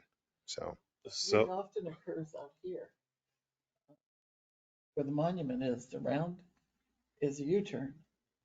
yeah. And in my tenure here, which has been decades, depends on the police chief. Can we make a U-turn there? Oh, yeah. No, don't make a U-turn there. New chief, can we make, oh yeah, yeah, go ahead, make a U-turn there, but there's no signage that tells you can or you can't. So, and It says keep right. at nighttime, it's not quite Don't hit the so, rock. Whatever so, that rock. yeah, But don't but hit the during rock. the day, it can be quite exciting. And it's Synchronized driving. and not that we need to always be bound to history, but that intersection for literally over hundreds of years has had something in the middle of it. Yes, it does. Like the whole time. There was an information booth out there at one point in time. I mean, One there's out in the pictures middle. of it where there was an information booth in the middle of the road. Yeah, So I tossed out the word safety in the yeah, conversation here yeah. tonight, and it's totally subjective right now. Okay. From our agency's perspective, we have not started any research on this project yet in Yeah. any meaningful way. That's supposed to start this fiscal year. Okay. Jason Ayotte is our project manager for the department for that project, and he will be reaching out to the town. When the project was first considered through the 10-year plan process through Lakes Region Planning Commission, there would have been evaluation done by volunteers from the Lakes Region TAC. I don't know if it would have been inclusive of the member from Tilton or not. There are criteria that they use, but they are very subjective. And so everything is kind of subjective and assumed at this point. And it may be that there is no need to be talking about any sort of safety improvements. Maybe it is visibility, maybe it is signage, maybe it is looking at the intersection a little differently in that area. Maybe there's nothing. In the end, maybe there really is not anything that's possible. Maybe with the historical value of the monuments and the quirky nature, the funky nature of the area, maybe that is the best outcome. But at the same time, you do have funding in that project that could also be used in the vicinity. So Okay. don't give it up Yeah. for the retaining And, wall or for the And other work that might be and able to be done as part of that. I don't think I think what happened is that I think the focus became so much on the roundabout at that meeting that there was not the firm understanding that this was talking about the full scope of the 10-year plan, as I think that it became sort of very tunnel vision focusing on the roundabout. And my hesitancy on a roundabout, not only commercial vehicles, but if there, as you I'm sure know, if there's an accident in a roundabout, that like in this area, we don't have many options to get that way or that way. It's a long haul up and around if you had to have traffic stopped for a significant amount of time for an accident right out here in the roundabout, because it's looping up and over through Northfield and around to get out toward the exit 20 area. So it's just that to me was the one that I was really worried about, it making it that complicated when you had those issues or could have those issues occur. John? So, and moving on from that, we talk about the retaining wall. About 2 years before Bill, I think, was retired. Bill Was he Area Lambert? 3? Yeah, yeah. Okay. Was that 12 years ago? When did he retire? We still have Bill Lambert. We Did don't, he He hasn't was talking retired about yet. retiring. No, he's, So, so we convinced him to stay. He he was moved talking. from our traffic bureau where he Yeah, had been for a long time. He's now heading up our highway safety section. there you go. So I met with Bill, and this would be about 12 years ago, and we took a look, and I had him walk along that section where the river is and the guardrail. He could not believe the conditions of those posts. At that time, about 15 to 20% were completely rotted off, 100% rotted off. And that's 10, 12 years ago. He also noticed that there's no drainage. So what happens is all the water from there collects into that area and flows over behind the rocks. The other issue that was happening is the trees, you can reach over and cut them, but if you've been to a vineyard, a grapevine, have something that just keeps going like this, but little spindly things growing out. So those came out through the rocks, separated them, and now all the water flowed behind there. Now that wall has collapsed into the river, and there's nothing holding that guardrail in place. This is, we talk about an accident that we'd have to detour traffic. We can't detour that. And I believe it was our first emergency management plan. We did point that out that we have, is it 40,000 cars a day travel through there? We or something? average 17. So 17? average 17, but 17. as highs of Yeah, highs yeah. of 40,000 Yeah, or when you get 50,000 at your, times. well, you all know all about the seasonal. So what happens is if that section of the road closes down, our police can't access down there, public works can't get, our fire department can't get up to exit 20 because, of course you can't get on by our fire department and then get off because there's no exit 19 or entrance 19. So that has been neglected for so long. I'd say about 40% of those posts, well, in fact, when they go along with the wing plow or the snow plow, you can actually see the guardrail pushes out like that far and springs back. So we have a safety concern. Um, we talk about the bridge plan. There's a lot of focus on bridges in the state, that if the bridge is falling down and if you saw chunks of the bridge, a bridge somewhere collapsing onto a road, or like under 93 where it was Spalding and just doing that, you can see that easy. This is being completely ignored, and it's just as dangerous as a bridge, but it has been kicked down the road, and we're still going. We're talking about, worried about a rotary. We've got a road a quarter mile up that will collapse. The DOT hasn't been in real great with us for communication and public input on it and listening to us. There was talk of filling in the river, basically with riprap, extending it 20 feet out so they could put 25 feet. 25 feet so that they could go and have the clearance for the telephone poles because they have to be 8 feet off the road. Mhm. So you probably know Right. those numbers, something like that. So now we're looking at, okay, fill in the river, put the posts in, the telephone pole and the post were all set. But the problem is, as you know, when you take a river that's 50 feet wide there with a very high flow, especially all this year, and you narrow it down by 25 feet, you increase the velocity. That velocity points right at our island that's already been washed away due to that. And we're trying to save it. We're putting a lot of money, time into it.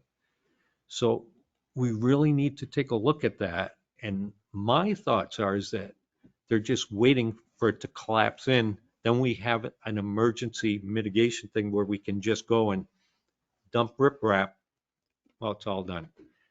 So I think this has been severely ignored, and it is caving in now.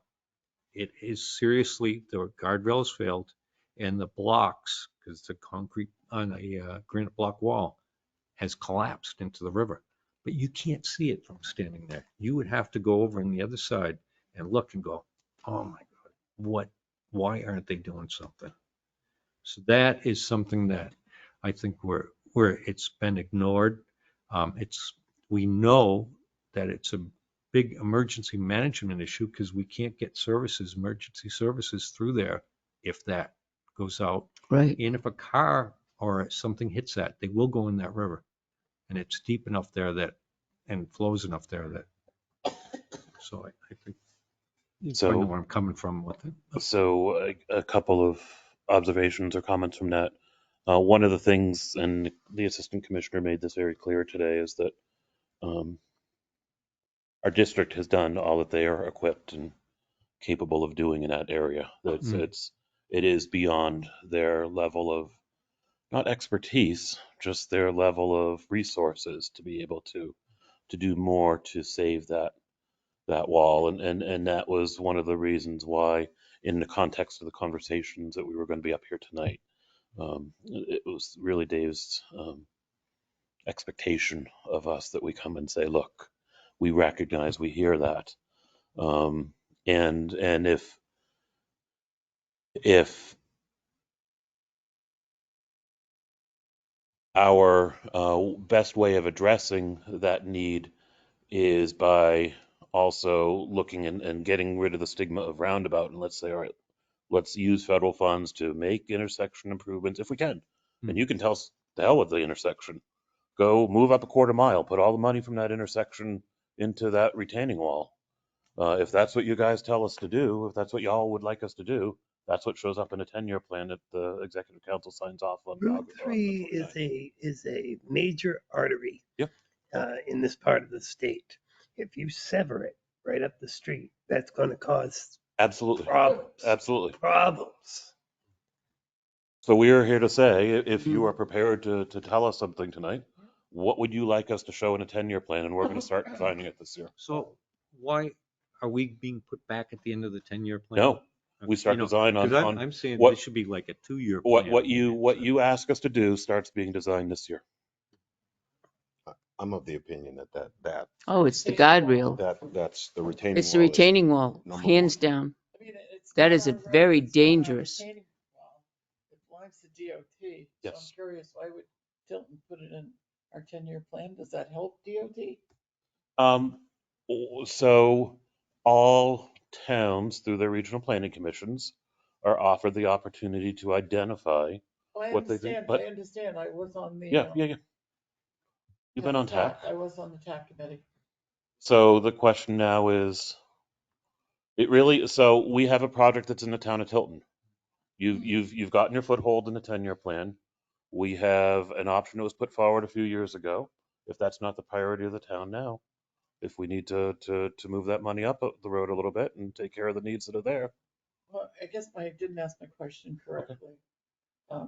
Rather than it being in the 10-year plan, we've pointed out, John has pointed out very eloquently, a very serious section of New Hampshire Route 11-3 that could collapse. So, So okay. I think, that the question is, where do we set it in the 10-year plan? I would think the state would want to, and you just said you've identified it. Yep. So- We've identified many of those sections across the state.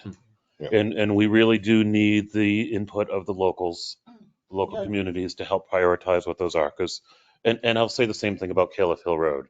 There are many Califf Hill roads throughout the state of New Hampshire. There are many sections of other state numbered, high volume, higher tourist or seasonal route roads in the state that are in equal disrepair and dire need. In this case, we really could benefit from the input and the direction. I put this on the same level as a bridge that half of it is collapsing at this point. The whole guardrail on the bridge, if it was falling off, the guardrail on the bridge, and the cement was falling off the side of a bridge, the state would be on it instantly. So, But since it's, you know what I mean? no, I There's so totally much get what you're so much saying. focus Yeah. on bridge. We have all these bridge replacement plans, but this is not just a road. This is bridges from us to the other half of the community. And this gets a little bit into the sausage making of the 10-year plan and the funds that we receive. I've already made the statement. We do receive state aid bridge funding through the existing gas tax revenues in New Hampshire. That's it. That's all the money that we receive, and it goes out for town bridges, and that's legislated. Where we have the most flexibility with our federal funding is we've received buckets and buckets of bridge money. Our roadway money has not increased significantly, not nearly as much as our bridge money has increased. So I know bridges. I understand. Yeah, then this goes back to That's a be. dilemma. I'm not. I can't say it as strongly. I won't say it as strongly as I intend because it won't come out right. The beauty of the funding that you have for Califf Hill Road is there are truly no strings attached because of the way the state appropriated the money. When we talk about using our federal funds, there are so many different strings and requirements attached that we can vision. We can. Yes, you're bridging one side of the town to the other. You're doing it. We can't make it work the way that it would be appropriate to. Well, I think that it's consensus that it is definitely the guardrail, Okay. the retaining wall. Yeah. It's absolutely a priority. Well, it's going to be a priority for you folks anyway. If there's an accident there, there's a lawsuit waiting for the state. And it's going to be also, if emergency vehicles can't pass there, you're going to have another Route 140 when it collapses. That's what's going to happen. And nobody's going to be able to get through there, not even emergency services, because that's our only route in and out. Unless they go up here, it's going to be an extra 15, 20 minutes to get to somebody with the heart attack. And that's Same if they go insane. across the river. Right. So that's what it's going to take, unfortunately. So that's going to be a priority, and I think that we've all established that, correct, board? Yes. Yeah. And the think big that's where part it's of at. that is that not reducing the width of the river or increasing the velocity Absolutely. of the river, because that just, It'll the shift whole, things on the other Yeah, bank. yeah, it yeah, just the causes bank other one, problems. you Other know, places. Yeah. and then, yeah. Yeah, I think they'll come to us with the design. Yes. Yeah. Can't we add, well, you said you had federal funding would take care of signage and whatnot for this intersection, right? Yep. That need to be added to the 10-year plan along It's with so guardrails? no. So what I would propose, and if if it would be appropriate to work with Jeannie, I can do that. Is we can develop a scope of what we would what based on what I've heard here tonight, before the 10-year plan moves from the executive council to the governor, that can propose a scope of what we would be looking at, what we would call a project through here that could address signage or striping, or could address improving the intersection, but really moving the focus up to You'd only have to stand out there for about half an hour, about noon time, and then at what, 3:30? 3, yeah, Really watch the, right. not even do something. I think they had a hand up Mitchell's too. are in. They had a hand up. The Mitchells, yeah. Oh, okay, Yeah, all right. So this is Chuck. Can you hear me? we can, Chuck. Yeah, okay. My 2 cents worth on this project is I totally support this even over Caleb Hill Road. But the other thing is too, that if there were to be a catastrophic emergency, we know what the state will do. The state will come in and dump the riprap in the river or all that fill. It will change the flow of the river. And we've asked once again, please to consider the ability of trying to relocate those granite blocks on the island.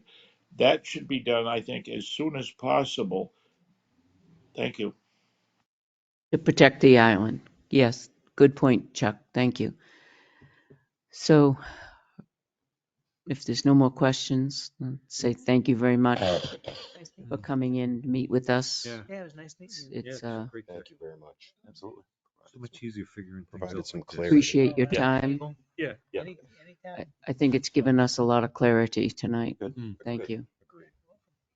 Thank you. Thanks. Yep.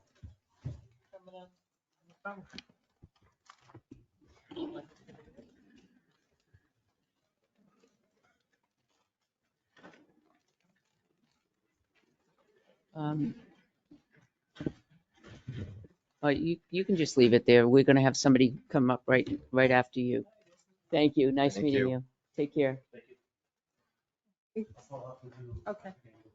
Thanks, Bill. Catherine, don't forget to turn your mic Yeah, on. Jeannie, can you Oh, text your mic. Kevin? No. I'm looking behind me like, what? Isn't he next? I was just gonna read you what was going in his file.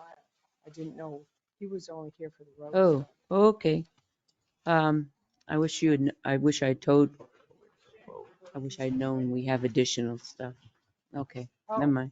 Never mind. That's fine. Okay, additional non-public stuff? yeah. Well, you've I been think away. I he's didn't. ready, he's ready to. No, that's fine. It's fine. Not a club. Not an issue. Not an issue. Chuck and whoever else is online, we're going to go into non-public at this time, and then we'll be out for a brief moment after that, and then we'll very short, and then we're going to close for the evening. The time being 6:55, I make a motion to move into non-public for RSA 91A:3, the dismissal, promotion, or compensation of a public employee or disciplining of such employer, the investigation of any charges against him or her unless the employee affected has the right 1 has a right to a public meeting, 2 requests that meeting be open, and in which case the request shall be granted. And RSA 91A:2B, the hiring of any person as a public employee. Do I have a second?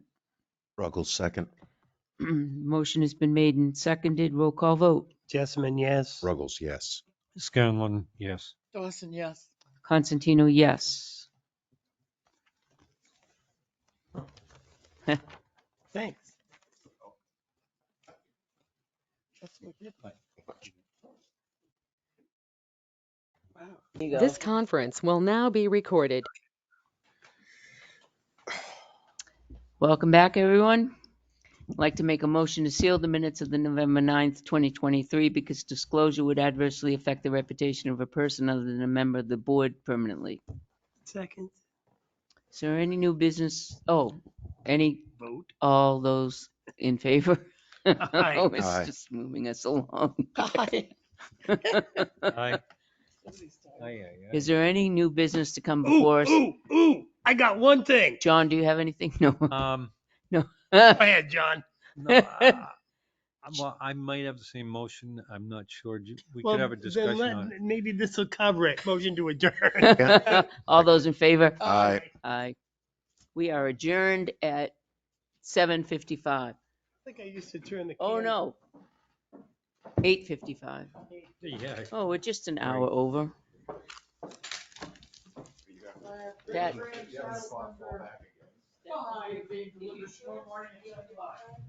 Yeah, oh yeah, it is. And when?